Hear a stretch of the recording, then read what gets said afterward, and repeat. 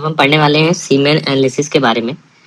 तो सबसे पहले अगर हम बात करें इजैकुलेट बनता कैसे है, तो इजैकुलेट में जो स्पर्म होता है वो बनता है स्पर्मेटोजेनेसिस से, और उसमें जो टोटल लगते हैं 74 डेज में। और स्पर्मेटोजेनेसिस कहाँ होता है? सेमनीफेरस ट्यूब्यूल्स में। तो अगर हम बात करें स्पर्मेटोजेनेसिस की, तो स्पर्मेटोजेनेसिस जो रहता है, सबसे पहले स्पर्मेटोजेनेसिस के लिए क्या होते हैं? Primordial germ cells. तो जब हमारा जन्म होता है at the time of birth, कुछ सेल्स जो रहती हैं टेस्टिस में एंटर कर जाती हैं, जिनको बोलते हैं प्राइमोर्डियल जर्म सेल्स। और टेस्टिस में एंटर करने के बाद वो बनाती हैं स्पर्मेटोगोनिया। अब वो सेल्स जो रहती हैं वो टेस्टिस में पूरा कब तक रहती हैं? प्यूबर्टी तक, जब तक कि प्यूबर्टी नहीं हो जाता है। और प्यूबर्टी तक जो स्पर्मेटोगोनिया रहती हैं वो टेस्टिस में ही रहती हैं। फिर फाइनली प्यूबर्टी के बाद, जब एक बार प्यूबर्टी अचीव हो जाती है, तो प्यूबर्टी अचीव हो गई तो उसके बाद जो स्पर्मेटोगोनिया होता है वो डिवाइड करके स्पर्मेटोसाइट बनाता है। तो जो स्पर्मेटोसाइट बनता है उसमें बेसिकली दो होते हैं, प्राइमरी स्पर्मेटोसाइट और सेकेंडरी स्पर्मेटोसाइट। तो अगर हम बात करें स्पर्मेटोजेनेसिस में, तो स्पर्मेटोजेनेसिस क्या हो गया? इसमें बेसिकली 3 फेज होते हैं। सबसे पहले क्या बनेगा? सबसे पहले बनेगा स्पर्मेटोसाइट। तो इसको क्या बोलेंगे? स्पर्मेटोसाइटोजेनेसिस। तो पहला स्टेज क्या होगा? स्पर्मेटोसाइटोजेनेसिस। इसमें प्राइमरी स्पर्मेटोसाइट बन रहा है और सेकेंडरी स्पर्मेटोसाइट बन रहा है। अब प्राइमरी स्पर्मेटोसाइट और सेकेंडरी स्पर्मेटोसाइट के बाद क्या बनता है? स्पर्मेटिड्स। तो इसको क्या बोलेंगे? इसको बोलेंगे स्पर्मेटिडोजेनेसिस। तो जो दूसरा फेज हो गया वो हो गया स्पर्मेटिडोजेनेसिस।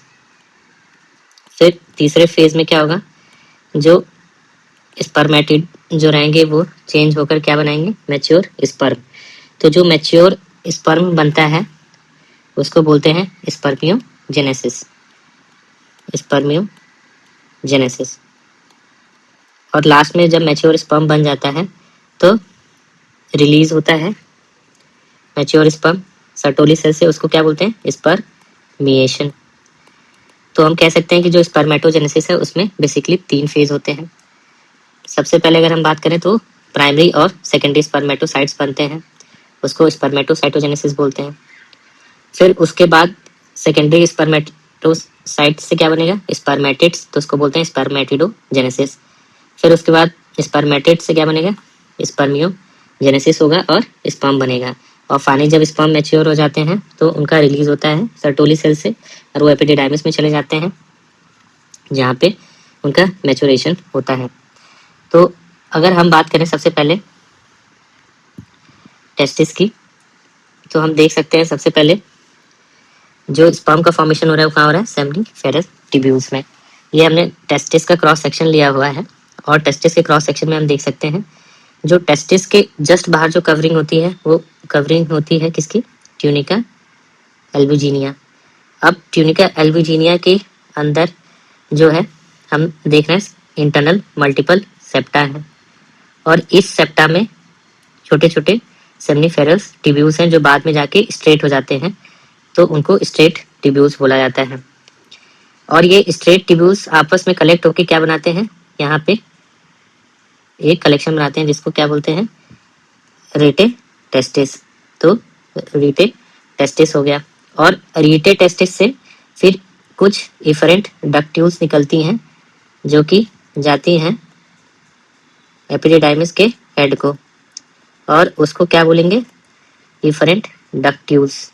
और ये क्या है? एपिडिडाइमिस का हेड।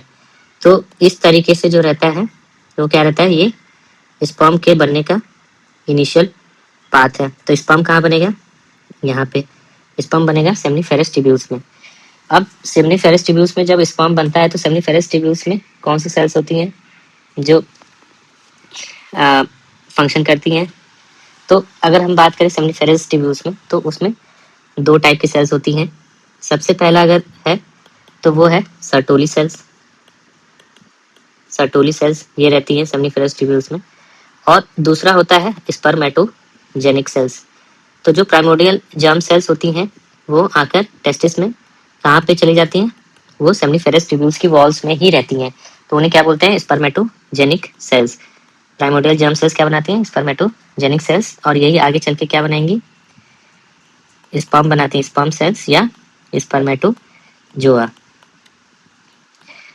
अब सर्टोली सेल्स का काम क्या होता है, सर्टोली सेल्स जो रहती हैं ये बेसिकली क्या प्रोवाइड कराती हैं, सपोर्ट और दूसरा न्यूट्रिशन। तो सपोर्ट और न्यूट्रिशन का काम किसका होता है, सर्टोली सेल्स का।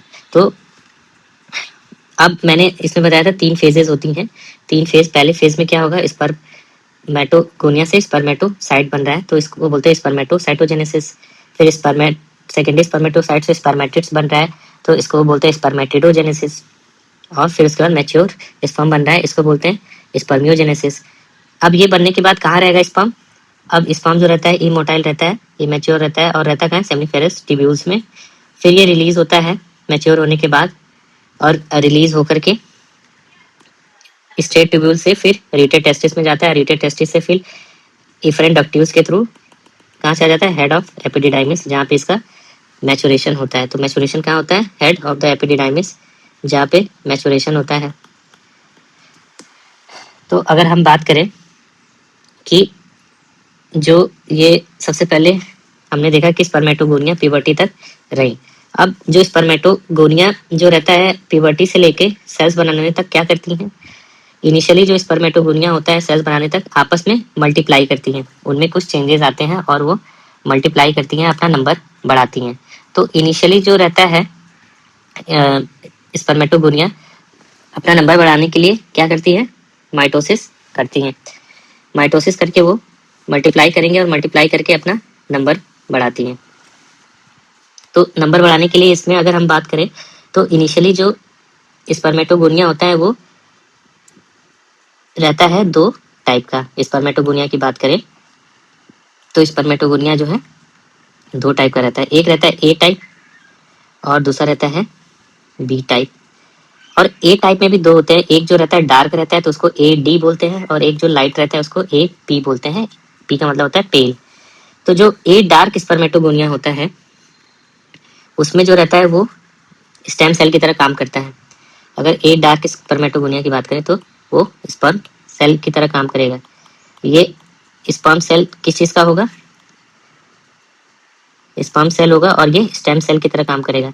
तो स्पर्म सेल के लिए स्टेम सेल होगा और ये मल्टीप्लाई करता रहेगा, मल्टीप्लाई करेगा और अपना नंबर बढ़ाता है, और फिर ये चेंज हो जाता है, डार्क से लाइट हो जाता है मल्टीप्लाई करते समय। अब ये जो डार्क से लाइट होता है तो फिर ये जो डार्क से लाइट हुआ, फिर ये जो लाइट होता है ये किस में चेंज हो जाता है, पहले ए डी था फिर ए पी बन गया, अब ये टाइप बी में चेंज हो जाता है। तो टाइप बी स्पर्मेटोगोनिया जो रहता है अब ये बी टाइप का बन गया। तो ए डी से क्या बना, ए पी, और ए पी से क्या बनेगा, बी टाइप का। बी टाइप के जो स्पर्मेटोगोनिया होता है वही फाइनली प्राइमरी स्पर्मेटोसाइट में चेंज होता है। अब प्राइमरी स्पर्मेटोसाइट से सेकेंडरी स्पर्मेटोसाइट्स बनते हैं। तो टोटल ये कितनी बार डिवाइड करता है, जो स्पर्मेटोगोनिया जो रहता है प्राइमरी स्पर्मेटोसाइट में चेंज होने से पहले कितनी बार डिवाइड करता है, वो टोटल डिवाइड करता है 7 टाइम्स। तो इसकी लाइफ कितनी होती है, 7 टाइम्स। तो अपने आप को ये 7 टाइम्स मल्टीप्लाई कर सकता है, और 7 टाइम्स मल्टीप्लाई करने के बाद फिर प्राइमरी स्पर्मेटोसाइट से सेकेंडरी स्पर्मेटोसाइट बनता है। अब बात करें जो प्राइमरी स्पर्मेटोसाइट और सेकेंडरी स्पर्मेटोसाइट जो रहता है, यहाँ पे हम लोग पढ़ते हैं जो डिवीजन होता है वो होता है मियोटिक डिवीजन। तो प्राइमरी स्पर्मेटोसाइट जो रहता है ये होता है प्राइमरी और ये होता है सेकेंडरी। तो प्राइमरी स्पर्मेटोसाइट जो रहता है डिवाइड किससे होता है, मियोटिक डिवीजन 1 से, प्राइमरी या मियोटिक डिवीजन 1 से। और सेकेंडरी स्पर्मेटोसाइट जो रहता है किससे डिवाइड करता है, वो मियोटिक डिवीजन 2 से। तो जब प्राइमोर्डियल जर्म सेल जब एंटर करता है बॉडी में तो वो डिप्लॉयड होता है, और जब मैच्योर जो स्पर्म सेल होते हैं वो जबकि हैप्लॉयड होते हैं। तो ये हैप्लॉयड कहाँ पे बनता है, जब ये हैप्लॉयड बनता है जब प्राइमरी स्पर्मेटोसाइट्स सेकेंडरी स्पर्मेटोसाइट में चेंज होते हैं। तो प्राइमरी स्पर्मेटोसाइट जो रहते हैं वो क्या होते हैं, डिप्लॉयड होते हैं, और वो किस में चेंज हो जाते हैं, हैप्लॉयड सेल्स में, with the help of meiotic 1 division. तो ये जो रहता है जो पहला डिवीजन होता है इसकी वजह से इनका सेल काउंट जो रहता है आधा होता है, और मियोटिक डिवीजन 2 जो रहता है वो नॉर्मल माइटोसिस की तरह रहता है, उसमें सेल्स नॉर्मल रहती हैं। तो इस तरीके से डिवीजन हुआ। अब बात करें जो स्पर्मेटोगोनिया रहता है, स्पर्मेटोगोनिया से जो प्राइमरी स्पर्मेटोसाइट बनने में कितना दिन लगता है, ये टोटल हमने देखा कि स्पर्मेटोगोनिया से प्राइमरी स्पर्मेटोसाइट में डिवीजन हो रहा है, टोटल 7 साइकिल में होता है। तो ये टोटल जो स्पर्मेटोगोनिया से प्राइमरी स्पर्मेटोसाइट जो बन रहा है, इसमें टोटल लगते हैं 25 डेज, इसमें लग जाते हैं टोटल 25 डेज। इस डेज के बीच में क्या होता है, स्पर्मेटोगोनिया जो रहता है 7 टाइम्स डिवाइड करता है और प्राइमरी स्पर्मेटोसाइट्स बनाता है। फिर प्राइमरी स्पर्मेटोसाइट से सेकेंडरी स्पर्मेटोसाइट्स जो बनते हैं वो कितने डेज में बनते हैं, वो बनते हैं 9 डेज में। प्राइमरी स्पर्मेटोसाइट से सेकेंडरी स्पर्मेटोसाइट्स कितने डेज में बनते हैं, 9 डेज में। फिर सेकेंडरी स्पर्मेटोसाइट से स्पर्मेटिड्स कितने डेज में बनते हैं, वो बनते हैं 19 डेज में। और स्पर्मेटिड से मैच्योर स्पर्म कितने देर में बनते हैं, वो बनते हैं 21 डेज में। तो जब हम इसको सम करेंगे तो टोटल ड्यूरेशन जो होगा स्पर्मेटोजेनेसिस का कितना हो गया, 74 डेज। तो टोटल स्पर्मेटोजेनेसिस जो रहता है वो कितने कितने डेज में होता है, 74 डेज में होता है। और इनिशियली जो प्राइमोडियल जर्म सेल्स रहते हैं उनसे क्या बनता है, मैच्योर स्पर्म सेल्स बनते हैं। अब बात करें मैच्योर स्पर्म सेल्स की, तो मैच्योर स्पर्म सेल्स जो रहता है उसमें क्या रहता है, 4 ऑर्गेनेली रहती हैं। पहला क्या रहता है, माइटोकॉन्ड्रिया।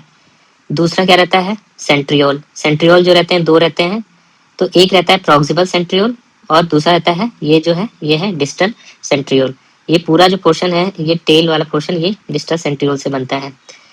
फिर उसके बाद जो तीसरा इंपॉर्टेंट ऑर्गेनेली रहता है वो रहता है न्यूक्लियस।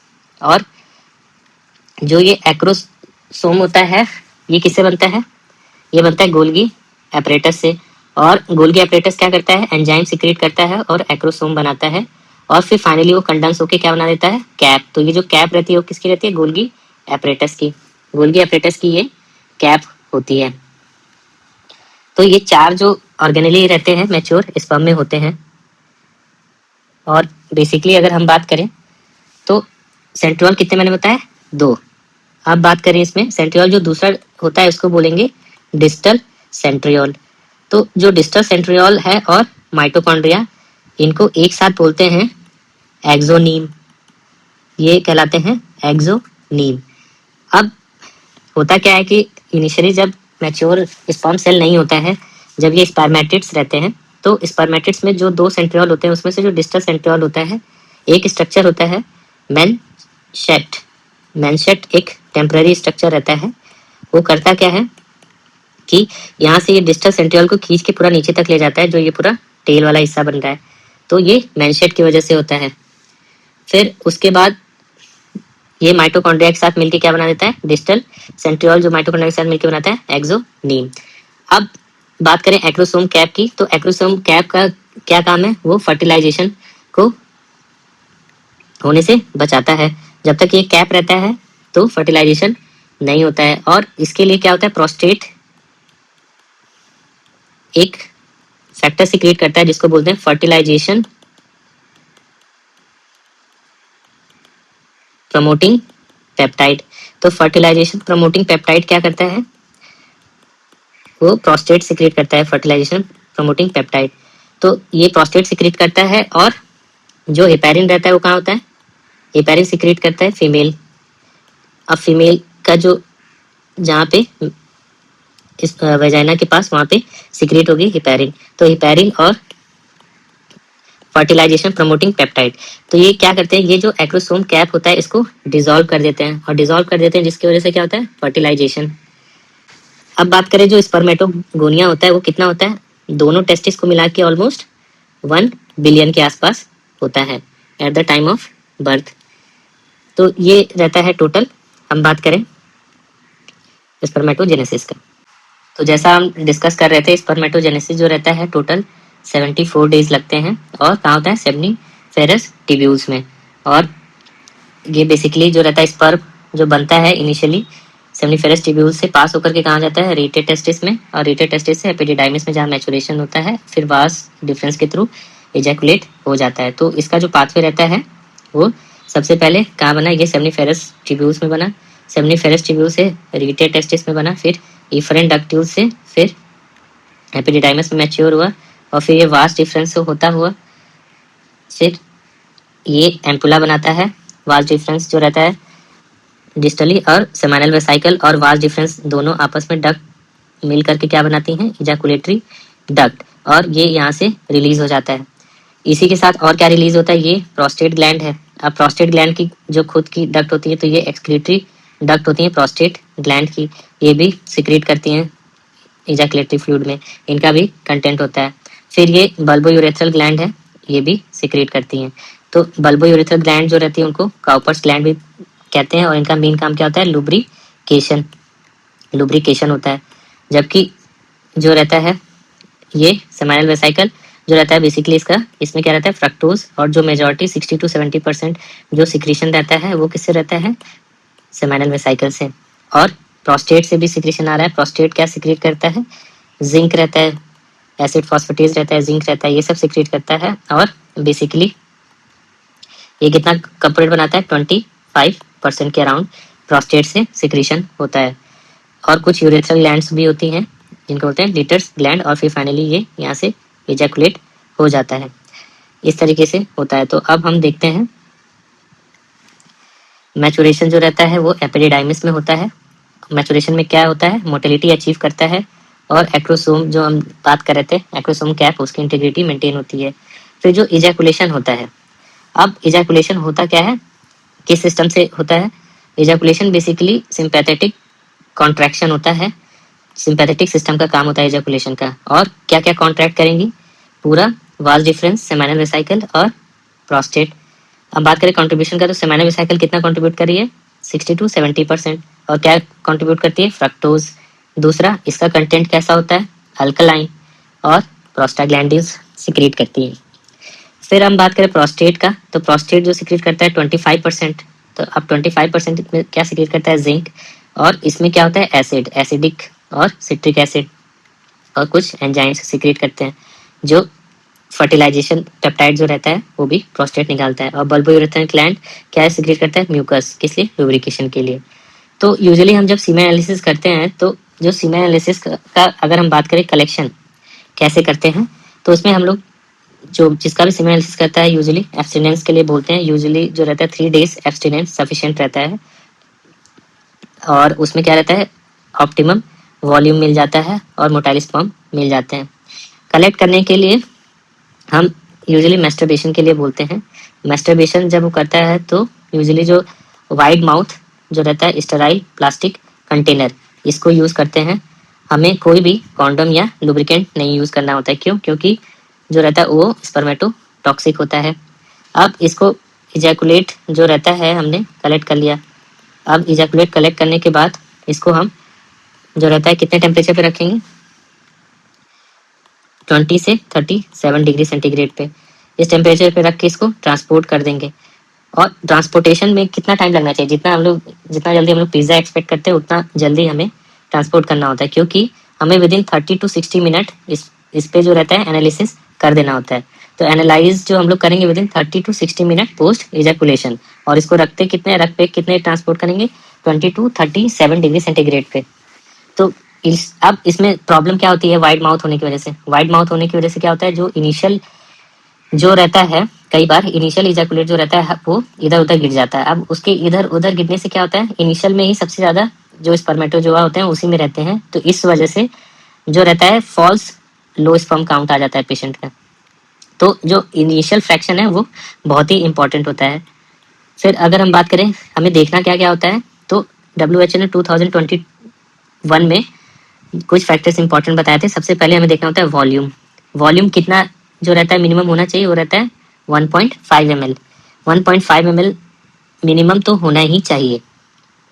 अगर वॉल्यूम कम है तो क्यों कम होगा, क्योंकि रेट्रोग्रेड इजैकुलेशन हो रहा है, हो सकता है ब्लैडर में चला जा रहा हो।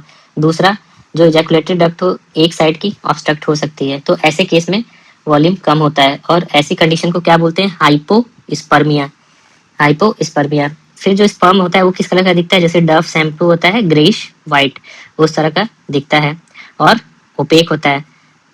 फिर अगर बाई चांस अगर किसी ने बोला कि उसका जो स्पर्म निकला है या निकल रहा है वो येलो है, तो येलो किस वजह से होता है? इन्फेक्शन। तो देयर इज चांस कि इन्फेक्शन हो, इसलिए अपीयरेंस जो रहता है वो बहुत ही इंपॉर्टेंट रहता है कि कैसा है। तो जब भी कोई स्पर्म लाए तो सबसे पहले एक डब्बे में भर के लाएगा स्पर्म। तो स्पर्म जब लाया तो हमें क्या क्या देखना है कि उसका कितना वॉल्यूम है।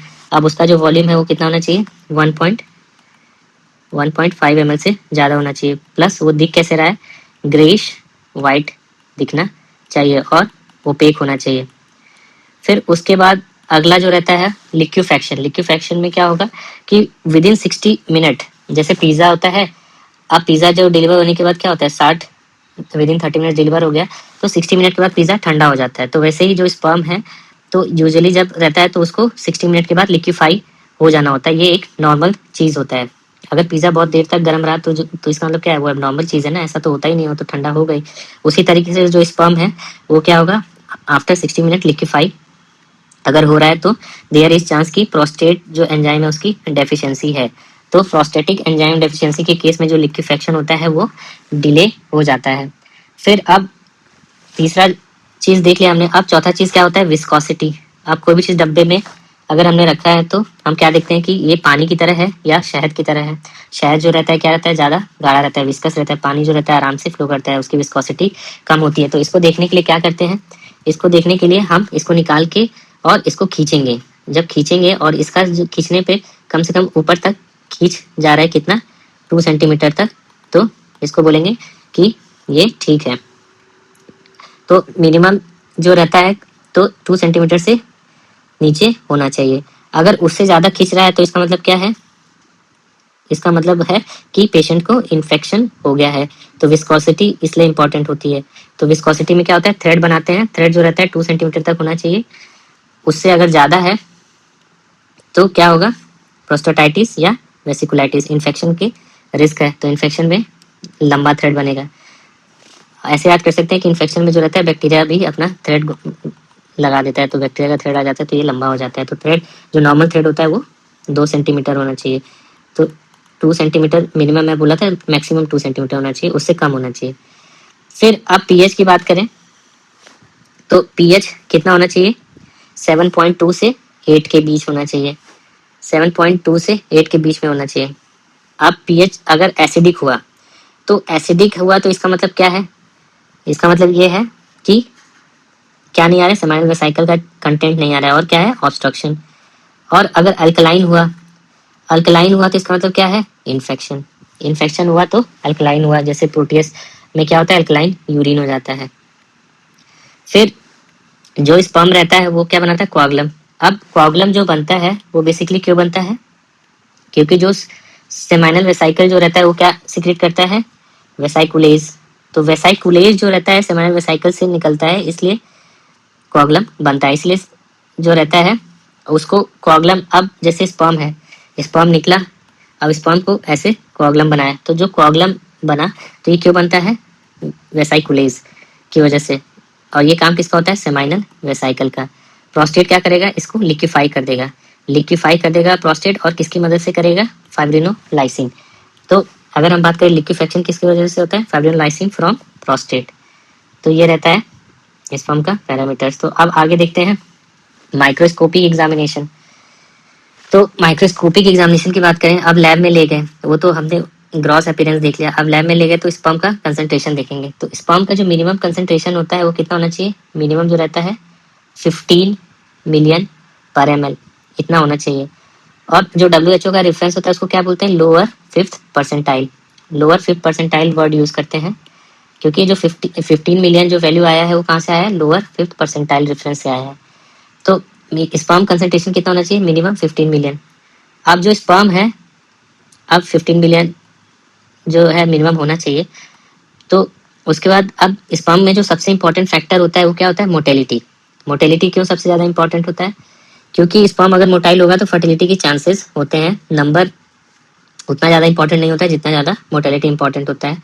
तो मिनिमम 40% स्पर्म जो होने चाहिए, उनकी मोटेलिटी जो टोटल मोटेलिटी है वो अच्छी होनी चाहिए। टोटल मोटेलिटी का मतलब क्या होता है? प्रोग्रेसिव और नॉन प्रोग्रेसिव मोटेलिटी दोनों। अब इसमें अगर इंडिविजुअल प्रोग्रेसिव मोटेलिटी की बात करें तो वो कितना होना चाहिए, 32% होना चाहिए मिनिमम। तो प्रोग्रेसिव मोटेलिटी स्पर्म जिसमें प्रोग्रेस कर रहा है आगे। एक मोटेलिटी होती है कि एक ही जगह गोल गोल घूम रहा है, कभी सर हिला लिया, पैर हिला लिया, और एक हो रहा है कि आगे बढ़ रहा है। तो जो आगे बढ़ेगा वही पहुंच पाएगा, तो वो आगे बढ़ने वाले स्पर्म मिनिमम 32% होना चाहिए। नॉन प्रोग्रेसिव भी जो है चलेगा, उससे भी काम चल जाएगा, तो वो 8%। तो इनको मिला के कितना हुआ, 40%। अब बात करें वाइटैलिटी, तो वाइटैलिटी जो रहता है वो कितना होना चाहिए, वाइटैलिटी का मतलब क्या हुआ, लाइव स्पर्म। अब पता लाइव स्पर्म कितने हैं, तो वो कितने होते हैं, मिनिमम 58% जो स्पर्म है वो लाइव होने चाहिए। फिर नॉर्मल स्पर्म कितने होने चाहिए, मॉर्फोलॉजी। अब जो मॉर्फोलॉजी अगर हम बात करते हैं कि जो होता है वो अगर 4% भी अगर स्पर्म जो है अच्छे खासे दिख रहे हैं तो उससे काम हो जाएगा। 4% भी दिखेगा तो हो जाएगा। अब बात करें टोटल मोटाइल काउंट, तो टोटल मोटाइल काउंट कितना होना चाहिए, पर इजैकुलेट मोर देन 33 मिलियन होना चाहिए। तो हम माइक्रोस्कोपिक एग्जामिनेशन में क्या क्या देख रहे हैं, स्पर्म कंसंट्रेशन, फिर टोटल मोटेलिटी, टोटल मोटेलिटी कितना होना चाहिए, 40% से ज़्यादा होना चाहिए। प्रोग्रेसिव मोटेलिटी कितना होना चाहिए, 32% से ज़्यादा होना चाहिए। फिर वाइटैलिटी, वाइटैलिटी क्या होता है, लाइव स्पर्म कितने से ज़्यादा होना चाहिए, 58% से ज़्यादा। फिर क्या होता है, मॉर्फोलॉजी, नॉर्मल मॉर्फोलॉजी कितना होना चाहिए, 4% से ज़्यादा होना चाहिए। और टोटल मोटाइल काउंट कितना होना चाहिए, एटलीस्ट टोटल मोटाइल काउंट जो है 33 मिलियन पर इजैकुलेट जो है उससे ज़्यादा होना चाहिए। अब बात करते हैं इंटरप्रिटेशन कैसे करते हैं। तो इंटरप्रिटेशन जो रहता है स्पर्म के काउंट या साइज या मॉर्फोलॉजी के बेसिस पे हम लोग डिफरेंट जो रहता है वर्ड यूज़ करते हैं। सबसे पहले अगर हम बात करें तो होता है ओलिगोस्पर्मिया। ओलिगोस्पर्मिया का क्या मतलब है, अगर काउंट नॉर्मल काउंट कितना मैंने होता है 15 मिलियन से ज़्यादा होना चाहिए, तो पर ml अगर 15 मिलियन से कम है तो उसको क्या बोलेंगे, ओलिगोस्पर्मिया। फिर उसके बाद जो दूसरा क्या रहता है, अगर मोटेलिटी कम है, तो मोटेलिटी जो कम है तो उसको क्या बोलेंगे, एस्थेनोजूस्पर्मिया। तो एस्थेनोजूस्पर्मिया में क्या होगा, मोटेलिटी जो है 32% से कम है। अब 32% क्या ले रहे थे, प्रोग्रेसिव मोटेलिटी। तो अगर मोटेलिटी 32% से कम है तो उसको क्या बोलेंगे, एस्थेनोस्पर्मिया। फिर टेरेटोजूस्पर्मिया, टेरेटो मीन्स क्या होता है, मॉर्फोलॉजी। नॉर्मल मॉर्फोलॉजी कितनी थी, 4%। तो अगर 4% से कम है तो ये स्ट्रिक्ट होता है, 4% ही कट ऑफ होता है, इसीलिए इसको स्ट्रिक्ट क्रूगर भी बोलते हैं। तो अगर इससे कम है तो इसको बोलेंगे टेरेटोजूस्पर्मिया। फिर अगर ये तीनों एबनॉर्मेलिटी प्रेजेंट है तो इसको क्या बोलेंगे, OAT, ओट सिंड्रोम। तो ओट सिंड्रोम कुछ नहीं होता है, उसमें क्या होता है, ओलिगोएसिनोटेरेटोजूस्पर्मिया। फिर अगला वर्ड होता है हाइपोस्पर्मिया। हाइपोस्पर्मिया का मतलब होता है जो वॉल्यूम है वो 1.5 ml से कम है। फिर हम बात कर रहे हैं नेक्रोस्पर्मिया। नेक्रोस्पर्मिया का मतलब क्या होता है, जितने भी स्पर्म हैं सब के सब डेड हैं। फिर अगला होता है अस्पर्मिया। अस्पर्मिया का मतलब क्या होता है कि कोई भी इजैकुलेट नहीं है, देयर इज नो इजैकुलेट, इसको बोलते हैं अस्पर्मिया। फिर हमने जो बताया था टोटल मोटाइल काउंट अप्लाई करते हैं, क्या क्या रहता है, पहला रहता है इजैकुलेट वॉल्यूम की कितना निकला है, इजैकुलेट वॉल्यूम कितना निकला है इन ml, तो 3 या 4 ml निकला है। स्पर्म की कंसंट्रेशन कितनी है पर ml, कितनी है स्पर्म कंसंट्रेशन पर ml कितनी है, तो अब पर ml बाई चांस मान लीजिए किसी के कितने 20 मिलियन पर ml और उसने निकाला कितना 3 ml निकला है। तो मोटेलिटी अगर हम बात करें कि एक्टिवली जो टोटल मोटेलिटी कितनी है 40%, तो टोटल मोटेलिटी जो है उसकी कितनी आई, टोटल मोटेलिटी अगर उसकी आई 60%, तो अगर हम टोटल मोटाइल काउंट की बात करें TMC तो इसको मल्टीप्लाई कर देंगे, तो 3 × 20 × 60। तो इस तरीके से हम टोटल मोटाइल काउंट निकाल सकते हैं। फिर अगला जो रहता है बायोकेमिकल और फंक्शन टेस्ट की बात करें तो सबसे पहला जो अगर हमें सेमाइनल वेसाइकल का फंक्शन चेक करना है तो सेमाइनल वेसाइकल का फंक्शन जो है क्या करता है, वो बनाता है फ्रक्टोज। तो हम टेस्ट कौन सा करेंगे, फ्रक्टोज का। अगर फ्रक्टोज नहीं है, एब्सेंट है, तो क्या इसका मतलब क्या है, इजैकुलेटरी डक्ट ब्लॉक है। फिर प्रोस्टेट का अगर हमें फंक्शन चेक करना है तो प्रोस्टेट क्या बनाता है, प्रोस्टेट बनाता है जिंक और सिट्रिक एसिड। अब जिंक और सिट्रिक एसिड बना रहा है तो ये किस कंडीशन में कम हो जाएगा, अगर प्रोस्टेट का इन्फेक्शन है, प्रोस्टेटाइटिस है, तो ऐसे केस में कम हो जाएगा। अब एक प्रोस्टेट का एक एंजाइम मार्कर भी होता है जो प्रोस्टेट के फंक्शन को बताता है, वो होता है एसिड फॉस्फेटेज। एसिड फॉस्फेटेज जो रहता है वो जो रहता है अगर प्रोस्टेट जो है सही से नहीं काम करेगा तो इसका जो है वैल्यू कम हो जाता है। अब बात करें एपिडिडाइमस के फंक्शन का, तो अगर एपिडिडाइमिस में कोई प्रॉब्लम आती है तो एक टेस्ट होता है जिसको बोलते हैं अल्फा ग्लूकोसाइडेज। तो अल्फा ग्लूकोसाइडेज जो रहता है इन केस ऑफ एपिडिडाइमल डिसफंक्शन ये कम हो जाता है। फिर हम जो है स्पर्म का पीएच जो कि हम लोग कितना बोले थे 7.2 से 8 के बीच में है, तो 7.2 से 8 के बीच में है। अगर एल्कलाइन होगा तो किस वजह से होगा, सेमिनल वेसिकल की वजह से, और एसिडिक होगा तो प्रोस्टेटिक की वजह से। तो ये 5 चीजें, पहला फ्रक्टोज, दूसरा सिट्रिक एसिड, तीसरा अल्फा ग्लूकोसाइडेज, चौथा एसिड फॉस्फेटेज और पांचवा पीएच। इसकी मदद से हम ग्लैंड बता सकते हैं। अब बात करें अगला जो रहता है स्पर्म वाइटलिटी का, तो हमने डिस्कस किया था स्पर्म जो है कितने स्पर्म जो रहता है कितना वाइटल होना चाहिए, टोटल 58%। तो टोटल 58% जो है स्पर्म वाइटल होना चाहिए। तो वाइटलिटी के लिए अगर स्पर्म कैसे चेक करेंगे, अगर नॉन मोटाइल स्पर्म हुआ वो भी ऐसा एक ही जगह पड़ा रहेगा, और जो डेड स्पर्म होगा वो भी एक जगह, तो उसको डिफ्रेंशिएट करने के लिए हम क्या करेंगे, इयोसिन निग्रोसिन स्टेन करते हैं। इयोसिन निग्रोसिन स्टेन में क्या होगा, अगर स्पर्म डेड होगा तो क्या होगा, जो भी चीज खतरनाक होती है मर गई रहती है क्या होता है, रेड। तो इयोसिन, अगर स्पर्म डेड होगा तो वो इयोसिन का अपटेक होगा और वो कैसा दिखाई देगा, रेड कलर का। रेड कलर क्यों दिखाई देता है, इयोसिन, इयोसिन का मतलब ही होता है रेड कलर। जबकि जो लाइव होगा उस पर कोई भी स्टेन नहीं करेगी। तो हमने जो है एक पेट्री डिश में जब डाला, उस पर डाला इयोसिन निग्रोसिन स्टेन, और फिर हमने देखा कि इसमें जो है रेड रेड दिखने लगा। तो जो रेड रेड दिख रहा है तो इसका मतलब क्या है, ये है डेड स्पर्म। तो इससे हम वाइटलिटी चेक कर सकते हैं। दूसरा होता है मेम्ब्रेन की इंटीग्रिटी चेक कर सकते हैं, उसको बोलते हैं HOS टेस्ट, हॉस टेस्ट।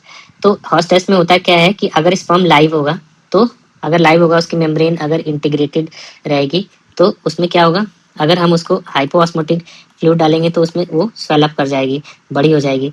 तो हाइपोऑस्मोटिक फ्लूइड के केस में क्या होगी, लाइव स्पर्म जो रहता है उसकी स्वेल कर जाती है। तो इससे क्या होता है, मेम्ब्रेन की इंटीग्रिटी पता चल जाती है। तो इसको बोलते हैं हॉस टेस्ट। फिर दूसरा होता है मार टेस्ट। मार टेस्ट कोई दूसरा नाम क्या होता है, इम्यूनो बीड टेस्ट। तो मार टेस्ट में क्या होता है, मार टेस्ट में अब स्पर्म को मारने कौन आएगा, एंटीबॉडीज आएगा ना, एंटी स्पर्म एंटीबॉडीज। तो जब मारेंगे तो अपना सर से सर लड़ा के मारेंगे।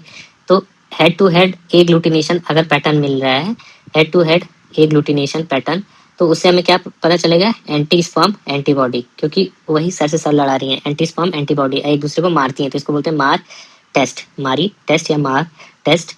अब उसके बाद उससे पहले हमने क्या दिया था, होस्ट टेस्ट। होस्ट टेस्ट में घुसा देते हैं, घूस टेस्ट होता है, उसमें पानी घुस जाता है, तो इसलिए उसको हुस टेस्ट बोलते हैं। हाइपोऑस्मोटिक सोल्यूशन, HOS, हाइपोऑस्मोटिक सोल्यूशन टेस्ट। फिर अगला होता है स्पर्म पेनिट्रेशन एसे। स्पर्म पेनिट्रेशन, अब स्पर्म पेनिट्रेशन का मतलब क्या हुआ कि स्पर्म कब पेनिट्रेट करता है, यूजुअली उस पर क्या रहता है, एक ढक्कन लगा रहता है जिसको बोलते हैं, ये स्पर्म रहता है उसके ऊपर एक ढक्कन लगा रहता है, वो ढक्कन उसको प्रिवेंट करता है पेनिट्रेट करने से। इसको क्या बोलते हैं, एक्रोसोम कैप।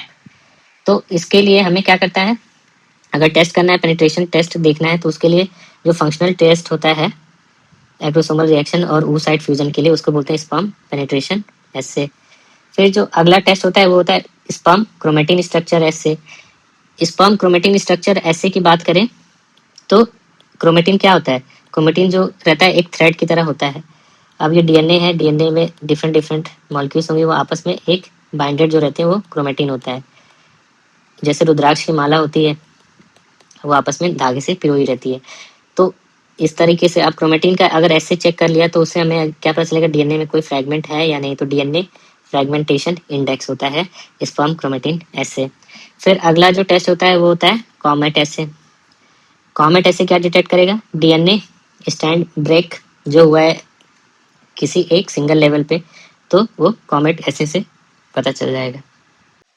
तो स्पर्म वाइटलिटी और फंक्शनल इंटीग्रिटी के लिए जो टेस्ट होते हैं उनको हम फिर एक बार देख लेते हैं। तो सबसे पहले हमने जो बात किया वो क्या है, अगर वाइटलिटी देखना है तो इयोसिन निग्रोसिन टेस्ट होता है।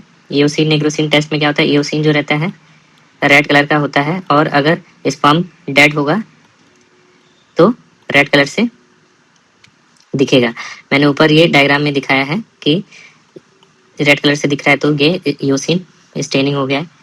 फिर दूसरा टेस्ट जो बताया था HOS टेस्ट, HOS में वाटर घुस जाता है, दैट इज हाइपोऑस्मोटिक स्वेलिंग टेस्ट। इसमें हम लोग क्या करते हैं, हाइपोऑस्मोटिक सोल्यूशन रहता है और ये स्पर्म का सस्पेंशन है। तो हाइपोऑस्मोटिक सोल्यूशन जब स्पर्म के उसमें डालेंगे तो होता क्या है कि जो स्वेल होता है स्वेल कर जाएगा। अब ये टेल पे अगर हमें स्वेलिंग मिल रही है तो इसका मतलब क्या है, ये नॉर्मल स्पर्म है। जबकि अगर कोई भी स्वेलिंग नहीं मिलेगी तो क्या होगा, एबनॉर्मल स्पर्म होगा।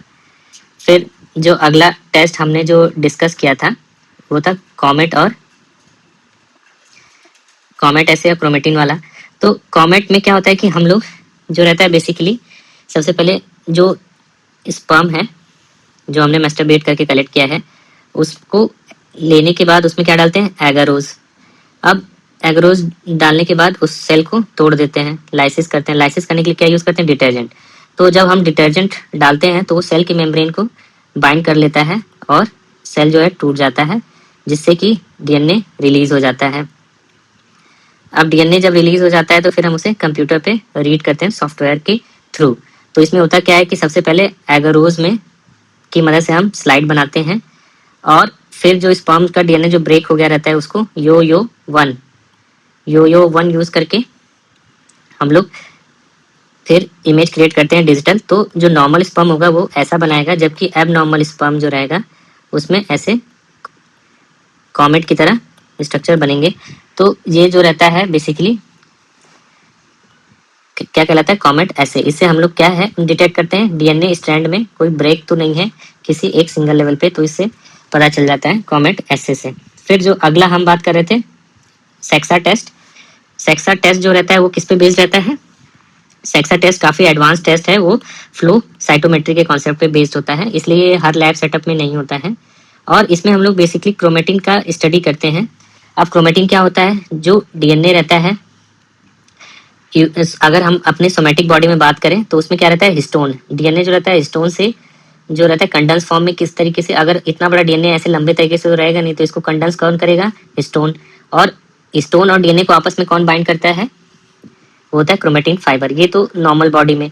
बट अगर वही चीज अब स्पर्म के केस में क्या रहता है, ये स्पेस बहुत छोटा रहता है और इस स्पेस में इतना सारा जेनेटिक मटेरियल जो रखना रहता है, तो ये जो हिस्टोन रहता है वो रिप्लेस हो जाता है प्रोटामीन से।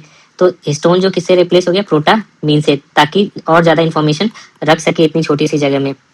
अब हिस्टोन की जगह प्रोटामीन आ गया और डीएनए और प्रोटामीन दोनों आपस में कंडेंस फॉर्म में जो एक साथ कैसे रहते हैं, क्रोमेटिन फाइबर से लपेट देते हैं। तो क्रोमेटिन फाइबर क्या हो गया, पैकेजिंग मटेरियल की तरह होता है।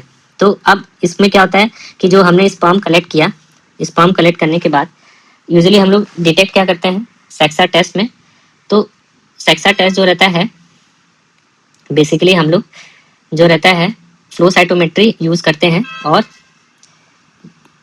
जो कलेक्ट किया है उसको हम लोग ट्रीट करेंगे एक्रिडीन ऑरेंज। तो एक्रिडीन ऑरेंज से इसको ट्रीट करेंगे। अब इसमें क्या होगा, अगर डीएनए इंटैक्ट रहेगा तो वो ग्रीन ग्रीन चमकेगा और हमें उसमें पूरी पैकेजिंग अच्छे से दिख जाएगी। लेकिन अगर डीएनए अगर टूटा हुआ रहेगा तो वो लाल रंग का चमकेगा। जैसे योसिन वाले में रेड वाला डेड था, वैसे यहाँ पे डीएनए जो है डेड हो गया है और क्या यूज करें, एक्रिडीन ऑरेंज। तो ऐसे में क्या होगा कि हम जो है फिर कंप्यूटर की मदद से ये पता लगा सकते हैं कि कितना जो डीएनए है वो फ्रेगमेंटेड है और एक ग्राफ बना सकते हैं। तो ये जो रहता है ये एक स्टैंडर्ड प्रोसीजर है, ये क्योंकि मशीन से कर रहे हैं और हर जगह यूज करते हैं, बट ये मशीन बहुत कॉस्टली होती है। तो ये बेसिकली किस लिए यूज करते हैं, डीएनए फ्रेगमेंटेशन इंडेक्स को चेक करने के लिए। और सेक्सा का फुल फॉर्म क्या होता है, स्पर्म क्रोमेटिन स्ट्रक्चर ऐसे, क्योंकि स्पर्म के क्रोमेटिन का स्ट्रक्चर जो है उसको देख रहे हैं, तो स्पर्म क्रोमेटिन स्ट्रक्चर ऐसे। तो इसका एक सस्ता सा वर्जन बनाया जिसमें हमें क्या है बेसिकली जो है हम माइक्रोस्कोप की सेटिंग में कर सकते हैं। तो माइक्रोस्कोप की सेटिंग में कर सकते हैं और ज़्यादा लैब के सामान की जरूरत नहीं होती है। तो इस टेस्ट को बोलते हैं SCD। SCD क्या होता है, sperm chromatin dispersion. Sperm chromatin dispersion. तो इसमें क्या होता है, माइक्रोस्कोप से हम लोग विजुअली जो रहता है वो खुद चेक करते हैं। इसमें बेसिकली हम लोग क्या होता है कि अगर देखते क्या है कि स्पर्म का जो डीएनए है वो इंटैक्ट है कि नहीं। तो अगर डीएनए अगर इंटैक्ट होता है तो वो अपनी तरफ हेलोज बनाएगा खूब बड़ा सा। ये स्पर्म है, ये इसका अगर डीएनए इंटैक्ट है तो इसमें हेलोज बनेगा खूब बड़ा या मीडियम हेलोज बनेगा। तो इसका मतलब क्या है, इसमें कोई भी फ्रेगमेंटेशन नहीं है। अगर फ्रेगमेंटेशन होगा तो उसमें क्या होगा, हेलोज जो है ना के बराबर होंगे या होंगे ही नहीं, और या स्पर्म जो है बिल्कुल डिग्रेडेड रहेगा। तो इस तरीके से हम लोग जो है अंडर लाइट माइक्रोस्कोपी जो है स्पर्म को देख सकते हैं कि कौन सा चीज़ जो है फ्रेगमेंटेड नहीं है। तो इसमें क्या होता है, ये ऑब्जर्वर के ऊपर डिपेंड करेगा। ऑब्जर्वर जो वैल्यू बताएगा वो मानना पड़ेगा, जिसमें जो है लाइट माइक्रोस्कोपी में जिसको डेड लग रहा है कि तो वो डेड ही मानेंगे। तो ये ऑब्जर्वर इंटर ऑब्जर्वर वेरिएबिलिटी रहता है, इसलिए जो सेक्सा टेस्ट होता है वो स्टैंडर्ड टेस्ट होता है। तो ये सब जो टेस्ट होते हैं यूज होते हैं स्पर्म के लिए वाइटलिटी और फंक्शनल इंटीग्रिटी चेक करने के लिए। अब बात करते हैं ऑक्सीडेटिव स्ट्रेस और आरओएस टेस्टिंग के बारे में। तो जो ऑक्सीडेटिव स्ट्रेस होता है उसका जो मेजर सोर्स होता है ऑक्सीडेटिव स्ट्रेस का, वो होता है इमेच्योर स्पर्म, और दूसरा होता है ल्यूकोसाइट। तो इमेच्योर जो स्पर्म रहता है और ल्यूकोसाइट जो WBC होता है वो मेन सोर्स होते हैं आरओएस के सीमेन में। जो इमेच्योर स्पर्म होता है वो ज़्यादा रिएक्टिव ऑक्सीजन स्पीसीज प्रोड्यूस करता है, और जो ल्यूकोसाइट होता है WBC वो जो रहता है कब बढ़ता है, जब इन्फेक्शन हो और दूसरा इन्फ्लेमेशन हो। तो ऐसे केस में क्या होता है, ल्यूकोसाइट बढ़ जाता है। अब जब ल्यूकोसाइट बढ़ता है तो उसका अगर काउंट 10⁶ से ज़्यादा हो गया है 1 ml सीमेन में, तो इसको बोलते हैं ल्यूकोसाइटोस्पर्मिया। तो ल्यूकोसाइटोस्पर्मिया में कितना होता है, 1 ml सीमेन में 10⁶ से ज़्यादा जो रहता है WBC मिलता है, और ये डिनोट करता है इन्फेक्शन या इन्फ्लेमेशन। तो इसकी वजह से होता क्या है कि जितना ज़्यादा WBC होगा उतना ज़्यादा रिएक्टिव ऑक्सीजन स्पीसीज निकलती हैं, और जितनी ज़्यादा रिएक्टिव ऑक्सीजन स्पीसीज निकलती हैं उसकी वजह से ऑक्सीडेटिव स्ट्रेस होता है। अब इसकी वजह से क्या होगा, जो रिएक्टिव ऑक्सीजन स्पीसीज रहती हैं वो जो बैक्टीरिया की जो वॉल होती है वो किसकी बनी रहती है, लिपिड की। तो उसकी वॉल को लिपिड परऑक्सीडेशन कराती हैं और उसका जो सेल मेम्ब्रेन होता है उसको डैमेज कर देती हैं। अब जो सेल मेम्ब्रेन अगर डैमेज हो जाएगा जब स्पर्म का, तो इसकी वजह से होगा क्या कि DNA का फ्रेगमेंटेशन होने लगेगा, और जो स्पर्म की जेनेटिक इंटीग्रिटी होगी वो खराब हो जाएगी और स्पर्म की मोर्टेलिटी कम हो जाती है। तो जब अगर हम बात करें रिएक्टिव ऑक्सीजन स्पीसीज जब ज़्यादा काम करता है, लिपिड पर ऑक्सीडेशन ज़्यादा होता है, तो एक मार्कर होता है ऑक्सीडेटिव स्ट्रेस का जिसको बोलते हैं MDA, उसका फुल फॉर्म होता है मलोन डाई एल्डिहाइड। तो जो मलोन डाई एल्डिहाइड होता है वो उसका लेवल लिपिड पर ऑक्सीडेशन जब होता है ज़्यादा, लिपिड पर ऑक्सीडेशन जब ज़्यादा होगा तो मलोन डाई एल्डिहाइड का कंसंट्रेशन बढ़ जाएगा। तो ये क्यों इंपॉर्टेंट है, क्योंकि जो रिएक्टिव ऑक्सीजन स्पीसीज होता है उसकी वजह से स्पर्म का डैमेज हो रहा है। तो एंटीऑक्सीडेंट जो रहते हैं जैसे कि विटामिन E, विटामिन C और कोएंजाइम Q10, तो ये सब क्या करते हैं, ये सब जो रहता है स्पर्म के डैमेज को प्रिवेंट कर सकते हैं। हम जो है कार्निटीन यूज़ कर सकते हैं, जिंक यूज़ कर सकते हैं, सेलेनियम यूज़ कर सकते हैं। तो इसकी वजह से जो ऑक्सीजन का जो स्ट्रेस बढ़ रहा है, ऑक्सीडेटिव स्ट्रेस बढ़ रहा है, वो कम हो जाएगा और स्पर्म का हेल्थ बढ़ जाता है। तो रिएक्टिव ऑक्सीजन स्पीसीज क्यों इंपॉर्टेंट होता है, क्योंकि जो रिएक्टिव ऑक्सीजन स्पीसीज होता है स्पर्म के केस में उसका डुअल फंक्शन होता है। डुअल फंक्शन का मतलब ये होता है कि अगर वो स्मॉल कंसंट्रेशन में है, तो जो रहता है वो स्पर्म का जो फंक्शन होता है वो जो वाइटल फंक्शन होते हैं उसके लिए बहुत इंपॉर्टेंट रहता है, जैसे कि कैपेसिटेशन। अब कैपेसिटेशन क्या होता है, इसमें स्पर्म के अंदर जो बायोकेमिकल चेंजेस होते हैं जिसकी वजह से स्पर्म जो रहता है एबिलिटी अचीव करता है टू फर्टिलाइज द एग। तो कैपेसिटेशन में क्या होता है, फर्टिलाइजिंग जो पोटेंशियल होगा, एग को फर्टिलाइज करने का जो पोटेंशियल आता है वो कैपेसिटेशन से आता है। तो इसके लिए रिएक्टिव ऑक्सीजन स्पीसीज की जरूरत होती है। दूसरा जो रहता है क्या होता है, हाइपर एक्टिवेशन। तो हाइपर एक्टिवेशन में क्या होता है कि अगर स्पर्म की मोर्टेलिटी ज़्यादा होगी तो क्या होगा, स्पर्म जो रहेगा इस एग के पास उतने अच्छे से पहुंच पाएगा और एग के पास पहुंच के पेनिट्रेट कर सकता है। तो एग पेनिट्रेशन के लिए किसकी जरूरत होती है, हाइपर एक्टिविटी के लिए। तो ये भी किससे होता है, रिएक्टिव ऑक्सीजन स्पीसीज से। फिर तीसरा जो रहता है एक्रोसोम रिएक्शन। तो एक्रोसोम जो रहता है क्या है, ये कैप है। तो एक्रोसोम जो रहता है कैप रहता है। तो एक्रोसोम रिएक्शन क्या होता है, ये बेसिकली एंजाइम्स जो रहता है एक्रोसोम से निकलते हैं और स्पर्म के हेड पे जो एक्रोसोम कैप होता है उसको डिस्ट्रॉय कर देते हैं। जब ये डिस्ट्रॉय कर देते हैं तो इससे स्पर्म क्या होता है, फ्यूज कर सकता है एग से। तो ये जो एक्रोसोमल रिएक्शन होता है इसमें जो कैप जो हट जाती है, ये इसका रिक्वायरमेंट होता है एग के पेनिट्रेशन के लिए। इसमें आउटर लेयर डिस्ट्रॉय हो जाती थी। ये भी किसकी मदद से होता है? Reactive oxygen species. ये इसका फिजियोलॉजिकल रोल होता है। और ऐसे केसेस में स्पर्म का जो कंसंट्रेशन है रिएक्टिव ऑक्सीजन का स्पर्म के अंदर वो कम होना चाहिए। फिर जो अगला होता है उसमें जो एक्चुअल जो फ्यूजन होता है स्पर्म में और उस साइड में, वो भी रिएक्टिव ऑक्सीजन स्पीसीज की मदद से होता है, आरओएस की वजह से होता है। और जो मैचुरेशन होता है स्पर्म के टाइम पे वो भी रिएक्टिव ऑक्सीजन स्पीसीज की वजह से होता है। तो अगर हम बात करें कि जब ये रिएक्टिव ऑक्सीजन स्पीसीज ज़्यादा हो जाता है, अगर ये ज़्यादा हो गया, इंक्रीज इन अमाउंट, एक्सेसिव हो गया, तो ये क्या कराएगा? ये लिपिड पर ऑक्सीडेशन कराता है। लिपिड पर ऑक्सीडेशन का मतलब क्या होता है कि जो रिएक्टिव ऑक्सीजन स्पीसीज है वो लिपिड मेम्ब्रेन को, ये जो मेम्ब्रेन है लिपिड हम देख सकते हैं, तो ये लिपिड का मेम्ब्रेन जो बना हुआ लिपिड मेम्ब्रेन पे अटैक करेगा, जिसकी वजह से मेम्ब्रेन की इंटीग्रिटी चली जाएगी और स्पर्म की मोटेलिटी जो होगी कम हो जाएगी। स्पर्म की मोटेलिटी कम हो जाएगी, तो मोटेलिटी डिक्रीज हो जाएगा। और इससे लिपिड पर ऑक्सीडेशन से क्या बढ़ता है? मेलोन डाई एल्डिहाइड की कंसंट्रेशन बढ़ती है। फिर अगला जो रहता है डीएनए डैमेज, इसमें बात करें तो एक्सेसिव अगर आरओएस होगा तो क्या होगा? डीएनए का फ्रेगमेंटेशन होगा। और डीएनए का फ्रेगमेंटेशन होगा तो और दूसरा क्या होता है? म्यूटेशन हो सकता है। तो इसकी वजह से क्या होगा?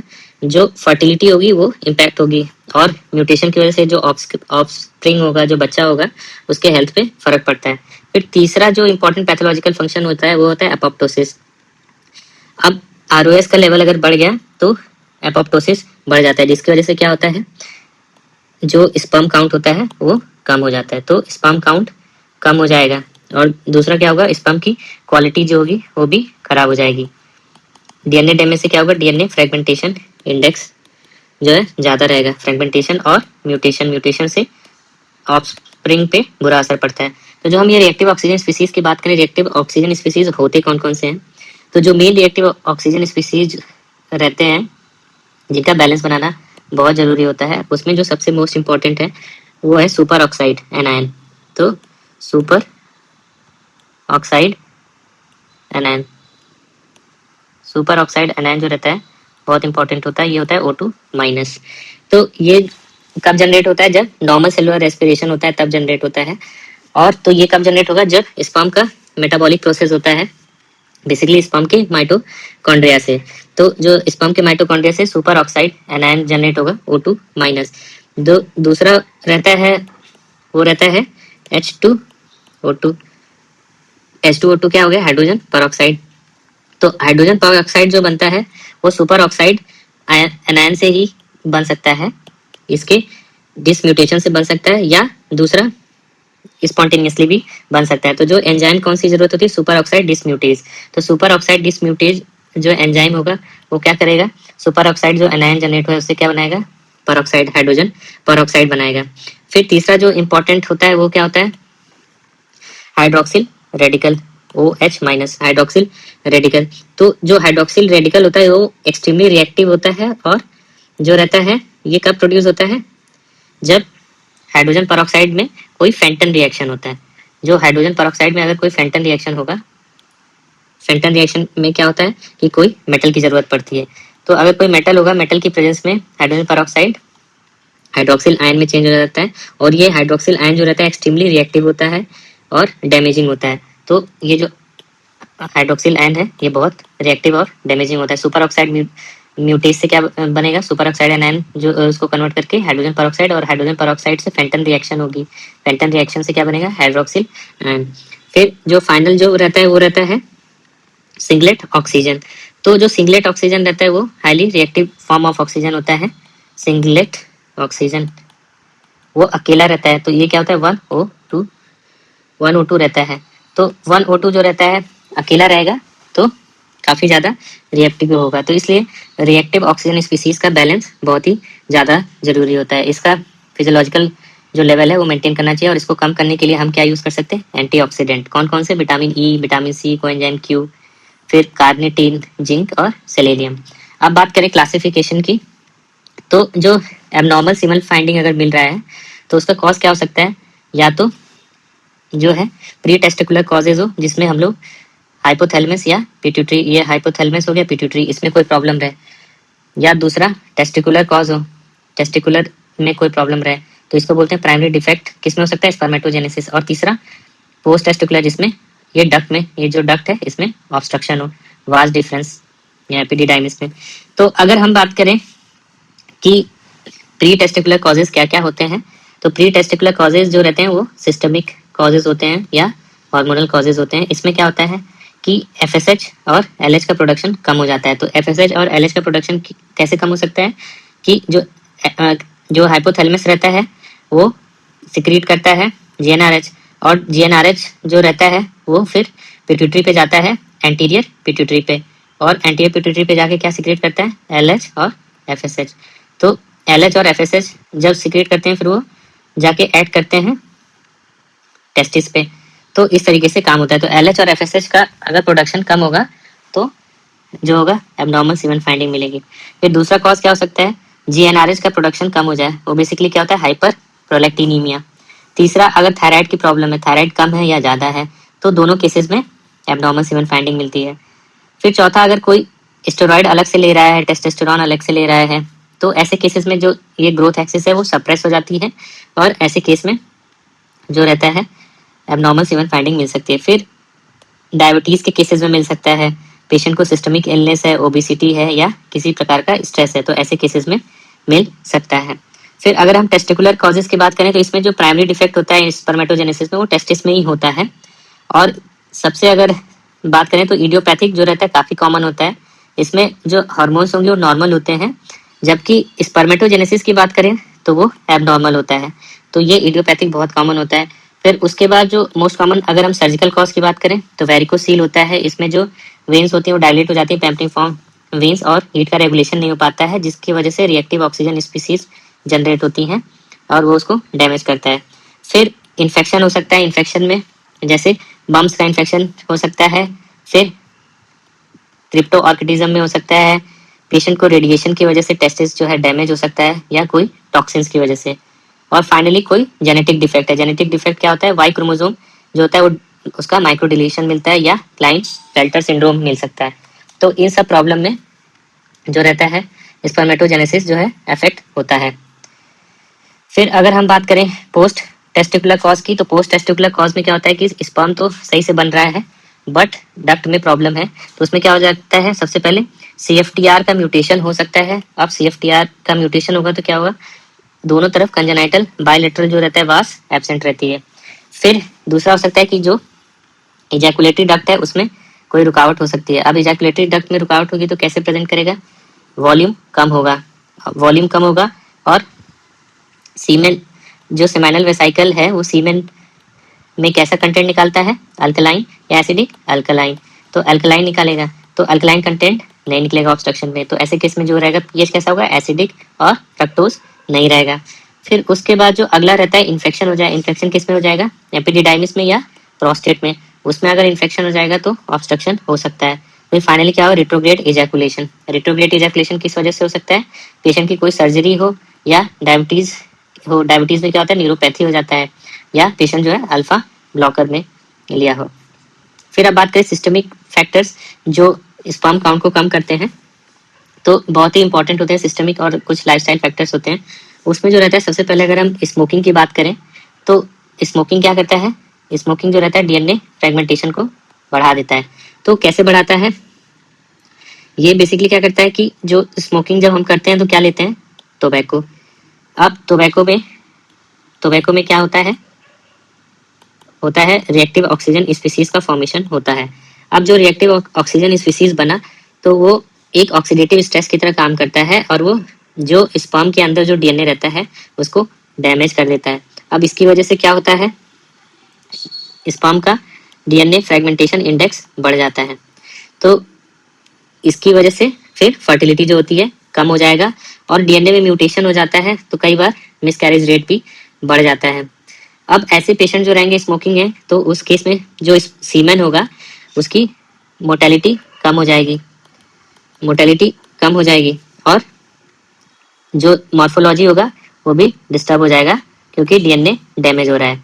अब अगली बात करें तो अल्कोहल की, तो अगर कोई पेशेंट अल्कोहल ले रहा है तो अल्कोहल के में क्या इफेक्ट आता है, विद टाइम टेस्टोस्टेरोन कम हो जाता है और ऑक्सीडेटिव स्ट्रेस होता है। तो ये बेसिकली क्यों होता है, क्योंकि जो क्रोनिक अगर कोई अल्कोहल ले रहा है तो उसकी वजह से टेस्टोस्टेरोन जो रहता है प्रोडक्शन उसका कम हो जाता है।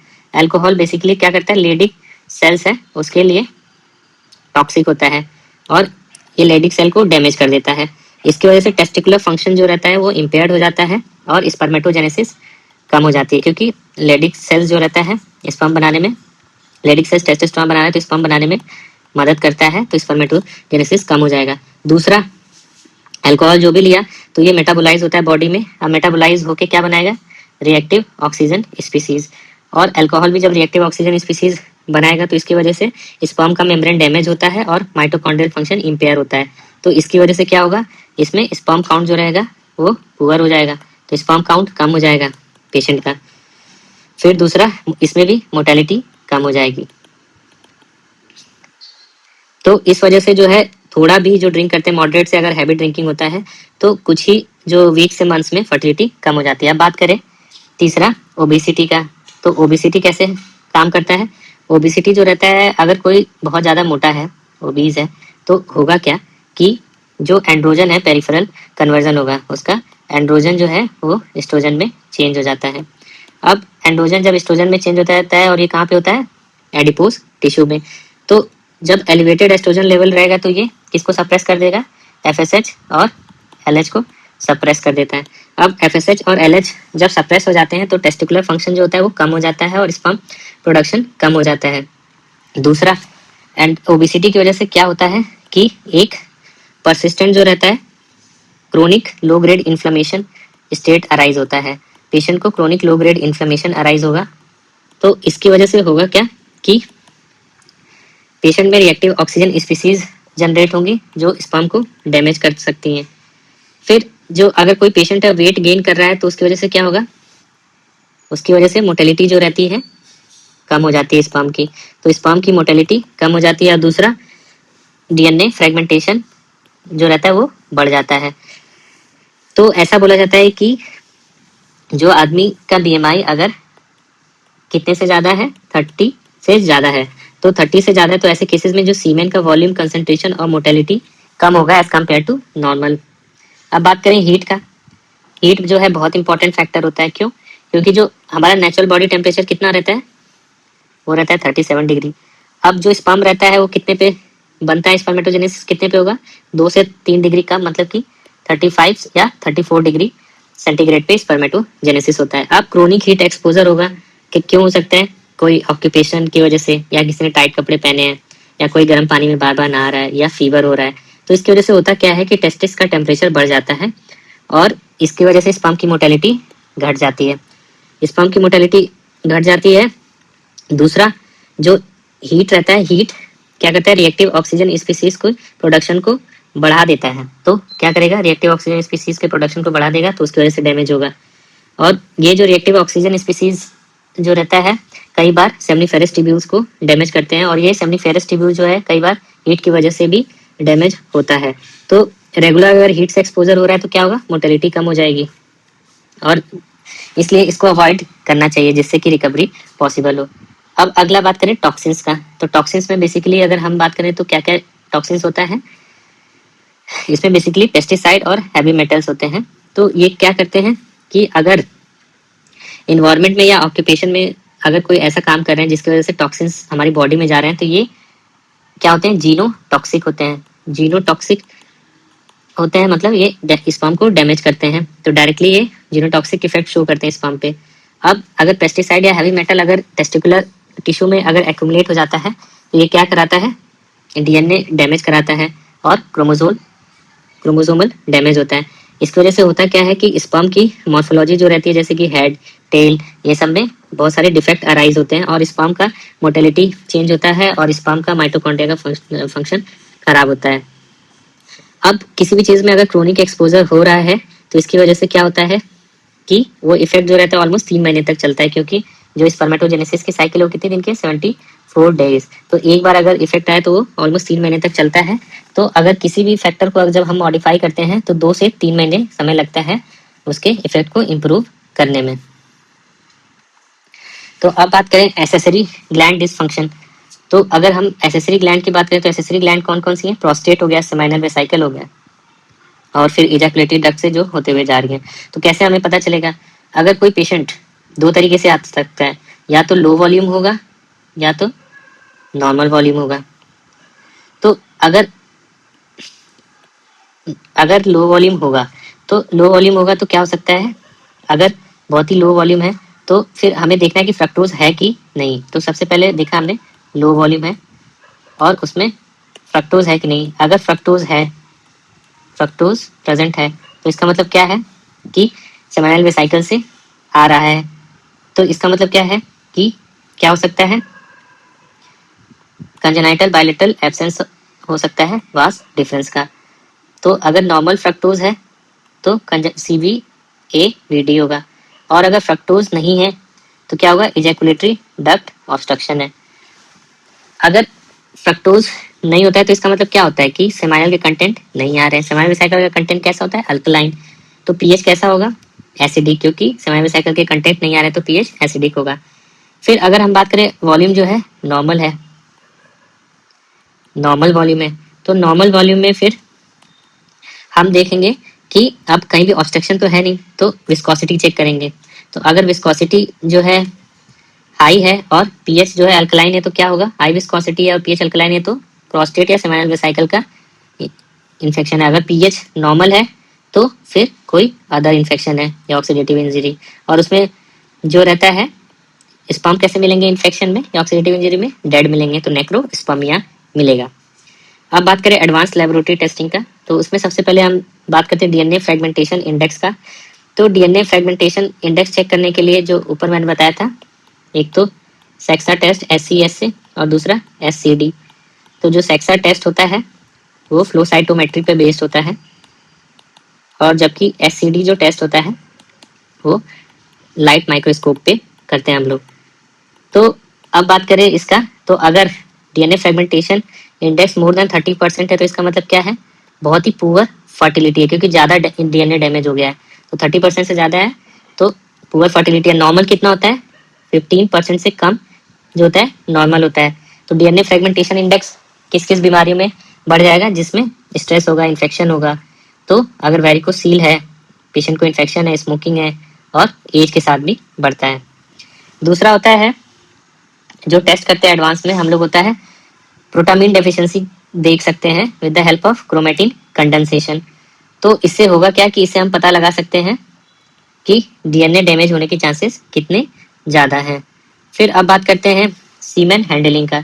सीमेन हैंडलिंग कैसे करते हैं? तो सबसे पहले देखते हैं सीमेन जो हमने सैंपल लिया, तो सीमेन सैंपल को 3 तरीके से पहले सिंपल हमने उसको सीमेन को वॉश किया तो जो पूरी गंदगी है ऊपर आ गई, रिएक्टिव ऑक्सीजन स्पीसीज और जितने सब वॉश करके फिर हमने इसको डिस्कार्ड कर दिया। फिर दूसरी टेक्निक होती है स्विम अप। इसमें क्या, स्पर्म को छोड़ दिया, अब जो अच्छे स्पर्म होंगे, मोटाइल होंगे, वो तैरते हुए ऊपर आ जाएंगे, तो फिर जो नॉन वाइबल होंगे वो नीचे रहेंगे, तो नीचे वाले को डिस्कार्ड कर दिया। तीसरा होता है डेंसिटी ग्रेडियंट। डेंसिटी ग्रेडियंट में क्या किया कि अगर जिस स्पर्म में डीएनए होगा वो भारी होगा तो क्या होगा? नीचे बैठ जाएगा, और जो डेड होंगे या खराब होंगे, जिसके डीएनए कम होगा, वो ऊपर आ जाएगा। तो नीचे वाले जो स्पर्म होंगे वो अच्छे होंगे। ये डेंसिटी ग्रेडियंट होता है। तो सबसे पहले अगर हम बात करें क्या क्या स्टेप होता है, तो सबसे पहले होता है वॉशिंग। वॉशिंग में क्या करते हैं? वॉशिंग में हम लोग एक मीडियम लेते हैं और सेंट्रीफ्यूज करते हैं। सेंट्रीफ्यूज जैसे वॉशिंग मशीन में कपड़े डालते हैं तो उसमें क्या करते हैं? कपड़ा लेते हैं, डिटर्जेंट लेते हैं और उसको फिर मशीन में डाल देते हैं, वो गोल गोल घूमने लगता है। तो इसमें क्या होता है कि इसकी वजह से जो रिएक्टिव ऑक्सीजन स्पीसीज होती हैं, कोई डेब्री है या प्लाज्मा है, तो वो सब रिमूव हो जाता है, और फिर फाइनली जो रहता है क्लीन स्पर्म। वॉशिंग के बाद हमें क्या मिलेगा? क्लीन स्पर्म मिलेगा, जिसकी मदद से हम लोग ART भी कर सकते हैं, असिस्टेड रिप्रोडक्टिव जो रहता है मेथड। फिर दूसरा होता है स्विम अप। पहला वॉश कर लिए, दूसरा होता है स्विम अप। तो स्विम अप का कॉन्सेप्ट यही है कि ये इसमें सिर्फ और सिर्फ जो अच्छे और मोटाइल स्पर्म होंगे वो क्या करेंगे? ऊपर मूव करके चले जाएंगे। तो इससे हम लोग जो हाईली मोटाइल स्पर्म होते हैं उनको सेलेक्ट कर सकते हैं। तो इससे क्या होता है हाईली मोटाइल से? तो वो क्रूशियल होते हैं फॉर फर्टिलाइजेशन। और तीसरा बात करें डेंसिटी ग्रेडियंट। डेंसिटी ग्रेडियंट जो रहता है वो स्पर्म को सेपरेट करता है बेस्ड ऑन देयर डेंसिटी। तो इसमें जो मैच्योर स्पर्म होंगे उसमें क्या होगा? मोर डीएनए रहेगा, और मोर जो डीएनए होगा वो कैसा होगा? इंटैक्ट होगा। तो ऐसे केस में उसका फर्टिलाइजेशन पोटेंशियल ज़्यादा अच्छा होगा। तो बेस्ड ऑन द डेंसिटी हम लोग मैच्योर डीएनए सेलेक्ट करते हैं विथ इंटैक्ट डीएनए। अब वॉश के बाद मिनिमम कितना स्पर्म की रिक्वायरमेंट होती है, तो 5 मिलियन। तो 5 मिलियन जो रहता है रिक्वायरमेंट होती है फॉर आईयूआई। तो आईयूआई क्या होता है, इंट्रा यूट्राइन इंसेमिनेशन। तो आईयूआई देख लेते हैं। तो आईयूआई में क्या होता है, जैसे हमने ये लिया स्पर्म को सिर्फ वॉश किया। वॉश करने के लिए क्या करते हैं हम लोग, मीडियम होता है, जैसे कपड़ा धोते हैं तो उसका मीडियम क्या होता है, वॉशिंग मशीन में वाटर। तो इसमें भी मीडियम लिया प्लस उसको घुमाया, सेंट्रीफ्यूग। तो सेंट्रीफ्यूग किया। अब उसके बाद जो स्पर्म था उससे रिएक्टिव ऑक्सीजन स्पीसीज निकल गया, डेबरी निकल गया और प्लाज्मा निकल गया। तो बचा क्या, क्लीन स्पर्म बचा, क्लीन स्पर्म बचा। तो अब जो क्लीन स्पर्म बचा उसको क्या करेंगे, उसको हम लोग नॉर्मल जो सिरिंज होता है उससे लेके डायरेक्टली उसको हम लोग यूट्रस में डाल देंगे। तो ये बोलता है इंट्रा यूट्राइन इंसेमिनेशन, आईयूआई। तो ये किस में करेंगे, यूजुअली क्या होता है, अब ये उसमें करेंगे जिसमें स्पर्म काउंट अच्छा होगा बट स्पर्म यहाँ तक पहुंच रहा है और ऊपर नहीं चढ़ पा रहा है, मतलब कि मोटेलिटी जो है पुअर है। हमने क्या किया है इसमें, इंट्रा यूट्राइन इंसेमिनेशन इसी में तो कर रहे हैं कि जो स्पर्म है उसको हम लोग बस यहाँ से ऊपर पहुंचा रहे हैं। तो इसलिए आईयूआई ऐसे केसेस में इंडिकेटेड होता है जिसमें मोटेलिटी जो है ज़्यादा इशू है और काउंट अच्छा है। तो अब बात करते हैं, आईयूआई डिस्कस कर लिया, फिर उसके बाद अब बात करते हैं इंट्रासाइटोप्लाज्मिक स्पर्म इंजेक्शन। तो इंट्रासाइटोप्लाज्मिक स्पर्म इंजेक्शन क्या होता है कि जैसे ये ओवा है, ओवा, और अब हम क्या करते हैं इंजेक्शन के थ्रू, अगर हमें इस जो रहता है इंजेक्शन के थ्रू स्पर्म जो रहता है, एक स्पर्म को पकड़ा और इसमें फ्यूज कर देते हैं, तो ये ओवा में जाके फ्यूज हो जाता है। तो ये कब करेंगे, ये तब करेंगे जब हमें एक भी स्पर्म बहुत मुश्किल से मिल रहा है, या एक स्पर्म बहुत मुश्किल से मिल रहा है तो पेशेंट क्या है, पेशेंट जो है बहुत ही सीवियर, उसमें स्पर्म काउंट बहुत ही कम है और बहुत ही खराब है। तो ऐसे केसेस में जो रहता है हम लोग इक्सी करते हैं, इंट्रासाइटोप्लाज्मिक स्पर्म इंजेक्शन। तो ये कब इंडिकेटेड होता है, सीवियर ओट, ओट क्या है, ओलिगो एसिनो टेरेटो जूस्पर्मिया ओट सिंड्रोम। दूसरा एंटी स्पर्म एंटीबॉडीज है, और तीसरा अगर आईवीएफ फेल हो जा रहा है तो हम इक्सी करते हैं। तो आईवीएफ क्या होता है, आईवीएफ जो रहता है बेसिकली इन विट्रो फर्टिलाइजेशन होता है। इसमें सबसे पहले हम क्या करते हैं, जो फीमेल होती है, फीमेल, तो सबसे फर्स्ट स्टेप में हम लोग ओवेरियन स्टिमुलेशन थेरेपी देते हैं, क्लोमिफेन और ये सब दे सकते हैं। तो इससे क्या होता है, एग रिलीज करती है फीमेल। अब उस एग जब रिलीज करती हैं तो सेकंड स्टेप में एग को पिकअप कर लेते हैं। कैसे पिकअप करते हैं, एक अल्ट्रासाउंड मशीन है उसके थ्रू हम देखते हैं और एक निडल डाल के एग को पिकअप कर लेते हैं with the help of vacuum pump. अब एग को पिकअप कर लिया सेकंड स्टेप में, अब हमारे पास एग आ गया है। तो थर्ड स्टेप में क्या होगा, स्पर्म लेंगे, स्पर्म को प्रिपेयर करके वॉशिंग और सेंट्रीफ्यूज करके ले आएंगे, तो स्पर्म प्रिपरेशन कर लेंगे। फिर फाइनली एग और स्पर्म को हम एक पेट्री डिश में फर्टिलाइज कराते हैं। तो हमने ये बाहर कराया और वेट करते हैं इसके डेवलपमेंट को। फाइनली तो क्या होगा, एम्ब्रियो डेवलप होगा, एम्ब्रियो डेवलप होगा। तो ये पहले 2 सेल स्टेज होगा, फिर 4 सेल स्टेज होगा, फिर 16 सेल। जब 16 सेल स्टेज हो गया तो फिर हम एम्ब्रियो को ट्रांसफर कर देते हैं। तो एम्ब्रियो ट्रांसफर जो रहता है, अब जो इसमें फर्टिलाइजेशन हमने क्या किया, पेट्री डिश में बाहर कर रहे हैं, तो इसलिए इसको बोलते हैं इन विट्रो फर्टिलाइजेशन। तो अगर इन विट्रो फर्टिलाइजेशन अगर फेल हो गया तो हम क्या करेंगे, इक्सी करेंगे ऐसे केसेस में। तो अब बात करें क्रायो प्रिजर्वेशन का। क्रायो प्रिजर्वेशन क्या रहता है, स्पर्म को जो हम यूज कर रहे हैं तो स्पर्म को कई बार हमें लॉन्ग टर्म जो है रखना पड़ता है। कई बार पेशेंट जो रहते हैं उनकी कीमोथेरेपी होती है कैंसर के लिए, तो ऐसे केस में क्या होता है, उनकी फर्टिलिटी जा सकती है। दूसरा, अगर वेसेक्टमी कर रहे हैं और पेशेंट चाहता है कि उसका जो स्पर्म है उसको बचा के रखा जाए इन केस फ्यूचर में यूज करने के लिए, तो हम प्रिजर्व कैसे करेंगे। तो स्पर्म को प्रिजर्व करेंगे, पहले तो जो टेम्परेचर रहेगा वो रहेगा -196 डिग्री।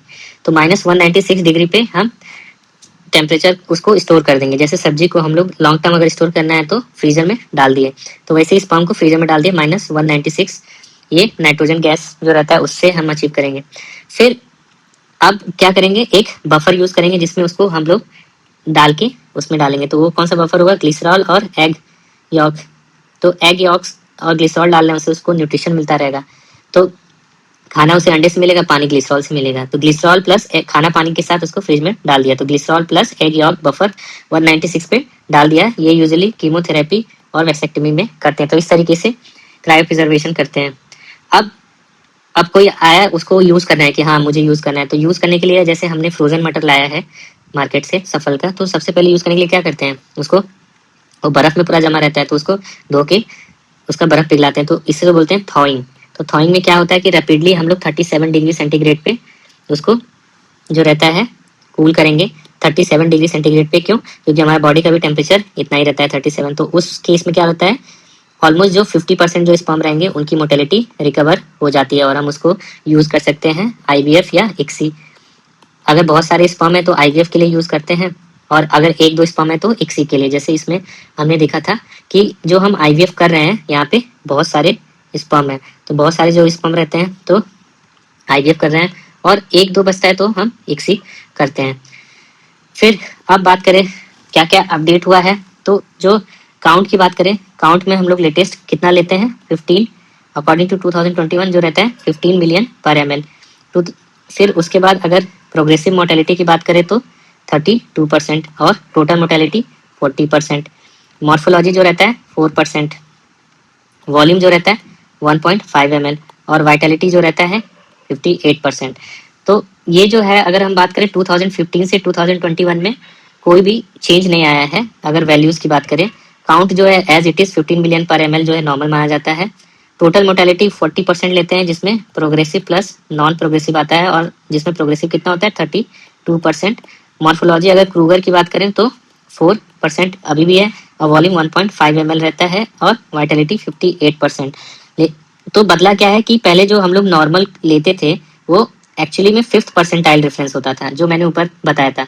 तो 5th परसेंटाइल रेफरेंस होता है। अब जो मेन ये होता है कि बेस्ड ऑन बायोलॉजिकल वेरिएबिलिटी, बस ये एक जो टेक्निकल वर्ड है वो चेंज कर दिया गया है कि बेसिकली जो अब अप्रोच है वो बायोलॉजिकल वेरिएबिलिटी के बेसिस पे है। इसका मेन रीजन क्या है, क्योंकि जो सीमेन एनालिसिस है उससे ये नहीं पता चलता है कि वो जो है प्रेग्नेंट होगा कि नहीं है होगा। ये बेसिकली ये बताता है, प्रोबेबिलिटी होता है, प्रोबेबिलिटी इंडिकेटर होता है कि फर्टिलाइजेशन होगा कि नहीं। क्यों? क्योंकि बहुत से लोगों में नॉर्मल काउंट होते हुए भी वो प्रेग्नेंट नहीं कर पाते हैं, जबकि बहुत से लोगों में ऑलिगोस्पर्मिया होते हुए भी या अगर मोर्टेलिटी कम भी है तो भी प्रेगनेंसी हो जाती है। तो इसलिए अब इसको बोला जाता है बायोलॉजिकल वेरिएबिलिटी। ये मेनली अप्रोच जो एम्फेसाइज करता है बायोलॉजिकल वेरिएबिलिटी पे। तो अब बात करें, अगर कोई पेशेंट आ रहा है सीमेन एनालिसिस के लिए और हमने कर लिया है, और अगर इनिशियल एनालिसिस पे रिपोर्ट क्या आई, नॉर्मल, अगर नॉर्मल आई तो हमें कोई फर्दर टेस्ट नहीं कराना होता है। अगर एब नॉर्मल आया तो क्या करेंगे, ट्रीटमेंट स्टार्ट कर देंगे? नहीं, फिर हमें दोबारा 3 महीने बाद रिपीट करना होता है। 3 महीने बाद क्यों रिपीट करते हैं? क्योंकि स्पर्म की साइकिल कितनी है 74 डेज, तो 74 डेज लगेगा उसको दोबारा पता चलने में। फिर अब जो 2 टेस्ट के बाद भी अगर उसका एबनॉर्मल है, परसिस्टेंट है, तो फिर हम फर्दर उस पेशेंट को एग्जामिन करेंगे। हिस्ट्री और फिजिकल एग्जामिनेशन सबसे पहले देखेंगे। फिजिकल एग्जामिनेशन किस चीज के लिए करेंगे? वेरिकोसील, जो कि बहुत ही इंपॉर्टेंट सर्जिकल कॉज होता है। फिर दूसरा हम लोग इन्फेक्शन रूल आउट करेंगे, डक्ट में कोई ऑब्स्ट्रक्शन तो नहीं है, और जो एंडोक्राइन कोई एबनॉर्मेलिटी तो नहीं है, इतना रूल आउट करेंगे। फिर कुछ टेस्ट कराएंगे। टेस्ट में हम लोग क्या कराएंगे? FSH, LH और टेस्टोस्टेरोन, ये कराएंगे। साथ में हम क्या भेजेंगे? प्रोलैक्टिन, और एस्ट्रोजन का मन है तो एस्ट्रोजन भी करा सकते हैं। और पेशेंट का अल्ट्रासाउंड कराएंगे, scrotal ultrasound to look for the volume. अगर लो वॉल्यूम होगा तो हमें पता चल जाएगा, और दूसरा ऑब्स्ट्रक्शन होगा तो भी पता चल जाएगा। अब इतना सब करा लिए। अब इतना सब के बाद जो रहता है, अगर बीमारी उसके बाद भी अगर नहीं पता चल रही है, डिटेक्ट कर पा रहे हैं, सब चीज़ नॉर्मल है, वेरिकोसील नहीं है, कोई इन्फेक्शन नहीं है, टेस्टिस भी नॉर्मल है, तो फिर हम कराएंगे जेनेटिक टेस्ट। जेनेटिक टेस्ट में हम लोग क्या देखते हैं कि कोई माइक्रो डिलीशन तो नहीं है। माइक्रो डिलीशन जो एबनॉर्मेलिटी है वो जेनेटिक टेस्ट में पता चलता है। और जो रहता है बेसिकली ये कि किस टाइप का कैरियोटाइप है वो भी पता चल जाएगा। तो जेनेटिक टेस्ट जो रहता है ये सब कराते हैं। या पेशेंट को अगर सीवियर ओट रहता है या टेस्टिस जो है बहुत ही स्मॉल है, प्राइमरी फेलियर है, तो भी जेनेटिक टेस्ट करा सकते हैं। फिर अगर इडियोपैथिक इनफर्टिलिटी है, इडियोपैथिक इनफर्टिलिटी है तो ऐसे केसेस में हम लोग जो रहता है DNA टेस्टिंग कराते हैं और उसको रूल आउट करते हैं। इतना सब टेस्ट कराने के बाद फिर हम पेशेंट का ट्रीटमेंट प्लान करते हैं। अगर रिवर्सिबल कॉज है, जैसे पेशेंट को इन्फेक्शन है, वेरिकोसील है, या कोई हार्मोनल प्रॉब्लम है, तो उसको करेक्ट करते हैं। और पेशेंट को एंटीऑक्सीडेंट जो रहता है हम लोग एम्पेरिकली स्टार्ट कर सकते हैं। पेशेंट को अगर टेस्टिकुलर प्रॉब्लम है तो पेशेंट को ART सजेस्ट करते हैं, और उस समय हम टेस्टिकुलर बायोप्सी जो रहता है, जब दोनों का सेटअप रहता है फर्टिलाइजेशन आर्टिफिशियल, अगर हम लोग जब उसको इनफर्टिलिटी के लिए उसका कंसर्न है तो टेस्टिकुलर बायोप्सी तभी करेंगे जब IVF क्लिनिक में सब कुछ प्रिपरेशन रहता है। फिर अब बात करें ट्रीटमेंट की, तो अगर हार्मोनल डेफिशिएंसी रहा, अगर हमने सब कुछ इवेलुएट किया, हार्मोनल डेफिशिएंसी रहा, तो हम पेशेंट को क्या देंगे? तो सबसे पहले हम देते हैं HCG और FSH। तो HCG FSH देते हैं या पल्सेटाइल GnRH। तो HCG के साथ FSH देते हैं या पल्सेटाइल GnRH। तो ये कब देते हैं? जब हाइपोगोनाडोट्रोपिक हाइपोगोनाडिज्म हो, मतलब कि प्रॉब्लम कहाँ हो? पिट्यूटरी या हाइपोथैलेमस में हो। फिर दूसरा है, अगर कोई पेशेंट है जिसमें हाइपरप्रोलैक्टिनीमिया है। अब हाइपरप्रोलैक्टिनीमिया, तो प्रोलैक्टिन जो अगर ज्यादा होता है तो उसको कम करने के लिए कौन सी ड्रग देंगे? Dopamine agonist. तो जो डोपामीन एगोनिस्ट होती है वो कौन कौन सी होती है? एक होती है कैबारगोलिन और दूसरा होती है ब्रोमोक्रिप्टिन। तो कैबारगोलिन और ब्रोमोक्रिप्टिन देंगे। फिर पेशेंट को अगर वेरिकोसील है, अगर वेरिकोसील है तो हम लोग क्या करेंगे? वेरिकोसिलेक्टमी सर्जरी प्लान करेंगे। अगर पेशेंट को इन्फेक्शन है तो हम एंटीबायोटिक देते हैं और रूल आउट करते हैं कि प्रोस्टाटाइटिस या एपिडिडमाइटिस तो नहीं है, उसके लिए भी हम एंटीबायोटिक देते हैं, बट अलग एंटीबायोटिक देते हैं जो उसके अकॉर्डिंग होगा। फिर अगर पेशेंट को अगर हम ऑक्सीडेटिव स्ट्रेस सस्पेक्ट कर रहे हैं तो ऐसे केस में हम क्या देते हैं? Antioxidant, basically vitamin E, coenzyme Q10 और एल कार्निटीन। ये जो रहता है हम लोग एम्पेरिकली भी दे सकते हैं। अब अगर कोई पेशेंट है उसका लो काउंट है तो हमें क्या, और हमें पेशेंट को डायबिटीज की हिस्ट्री, डायबिटिक न्यूरोपैथी है, तो ऐसे केस में हमें ये सस्पेक्ट करना चाहिए कि पेशेंट को रिट्रोग्रेड एजैकुलेशन भी हो सकता है।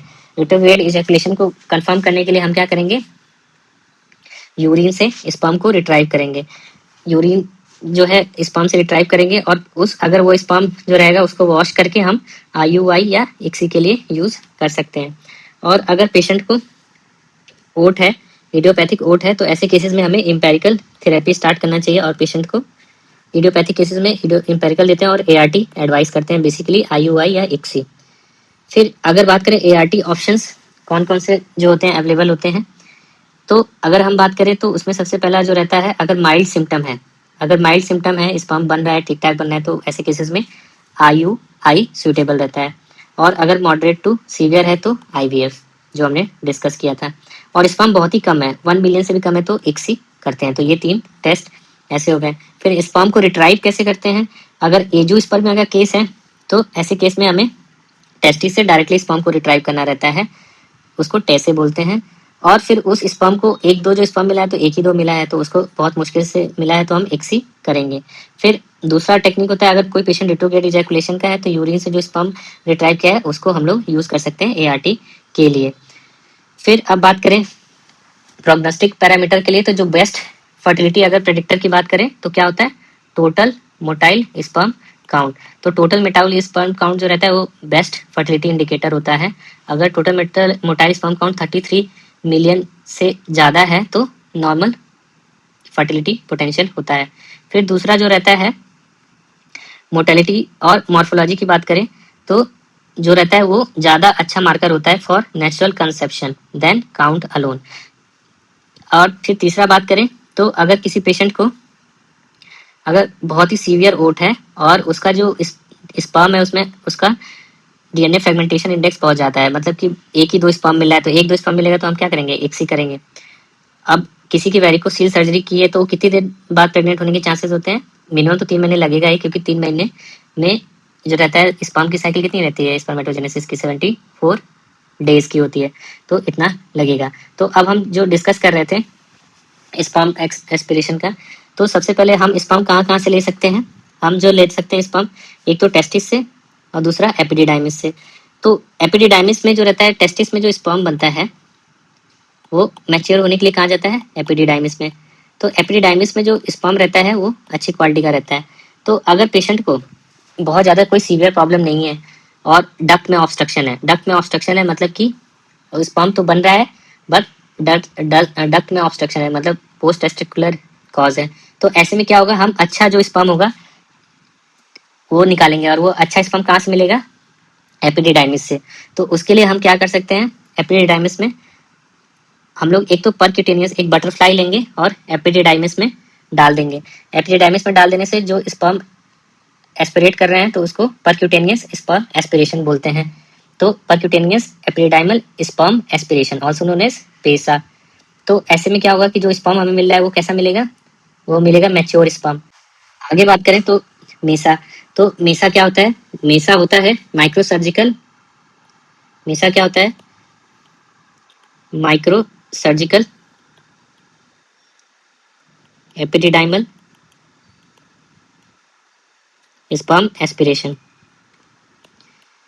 Micro surgical epididymal sperm aspiration. तो इसमें क्या करते हैं कि हम छोटी सी माइक्रो सर्जरी यहाँ पे करके जो एपिडिडाइमिस होता है उसको अंडर द माइक्रोस्कोप देख के और स्पर्म को निकालते हैं। तो अगला जो रहता है वो होता है टेसा। टेसा वो जो रहता है टेस्टिकुलर स्पर्म एस्पिरेशन, और टी से क्या होता है? Testicular sperm extraction. तो टेसा में क्या करते हैं हम? एक बटरफ्लाई यूज करते हैं और जो स्पर्म रहता है उसको निकाल देते हैं। फिर जो टेसी रहता है, टेसे में क्या करते हैं हम लोग? टेस्टिस को ओपन सर्जरी के थ्रू थोड़ा टिश्यू लेते हैं और उसमें से स्पर्म को निकालते हैं। तो ये टेसे होता है। अब टेसा या टेसे कब करेंगे? जब कोई प्रॉब्लम जो रहेगा टेस्टिस में रहेगा। तो जब ये करते हैं तो हमें साइमल्टेनियसली जो रहता है पूरा सेटअप किसके लिए भी रखना चाहिए? इक्सी के लिए, क्योंकि जब टेसा या टेसे करेंगे तो ऐसे केस में एक या दो स्पर्म जो भी मिलेगा हमें उसे जो ओवा है उसके अंदर डालना होगा। तो टेसा और टेसी। फिर फाइनली जो रहता है टेसे के बाद एक आता है माइक्रो टेसे। माइक्रो टेसे में क्या रहता है कि हम लोग छोटा सा इंसिजन देते हैं, फिर एरिया आइडेंटिफाई करते हैं। एरिया आइडेंटिफाई माइक्रोस्कोप के अंदर करते हैं। कौन सा एरिया देखते हैं? कि जो एरिया जो इनलार्ज्ड है सेमिनिफेरस ट्यूब्यूल में, जो एरिया इनलार्ज है उसमें स्पर्म रहेगा। तो वो एरिया इनलार्ज ऐसा दिखेगा, ये वाला एरिया इनलार्ज है। तो ऐसे केस में क्या करेंगे कि जो स्पर्म यहाँ से है उसको निकाल के और फिर उससे हम लोग इक्सी करते हैं। तो ये रहता है और एडवांस टेक्निक ये होता है माइक्रो टेसे। फिर अब आगे बात करते हैं लास्ट में इम्पोर्टेंट कुछ चीजें कि जो इनफर्टाइल कपल्स होते हैं उसमें अगर सीमेन एब्नॉर्मलिटीज की बात करें तो 50% केसेस में होता है। इसका मतलब क्या होता है कि अगर कोई इनफर्टाइल कपल आया तो जो मेल की वजह से बच्चा नहीं हो रहा है वो 50% चांस है, और फीमेल की वजह से नहीं हो रहा है वो भी 50% चांस है। तो 50-50 चांस होता है। हमेशा जो रहता है फीमेल की गलती नहीं होती है। फिर जब भी कोई आए तो अगर सीमेन की एब्नॉर्मलिटीज अगर हैं तो हमें ऐसे केस में कंफर्म करने के लिए रिपीट एनालिसिस कराना होता है, और वो भी 3 मंथ बाद। फिर वेरिकोसील जो रहता है वो मोस्ट इंपॉर्टेंट सर्जिकल करेक्टेबल कॉज होता है। फिर जो हम एंटीऑक्सीडेंट थेरेपी देते हैं वो ऑक्सीडेटिव स्ट्रेस रिलेटेड जो इनफर्टिलिटी होता है उसको करेक्ट करता है। फिर अगर कोई रिकरेंट आईवीएफ फेलियर हो रहा है तो ऐसे केस में हमें डीएनए फ्रेगमेंटेशन टेस्टिंग कराना चाहिए। और जो इडियोपैथिक इनफर्टिलिटी होता है वो डायग्नोसिस ऑफ एक्सक्लूजन होता है। जब सारे कॉज रूल आउट हो जाते हैं तब डायग्नोस करते हैं, और ये 15% पेशेंट्स में मिलता है।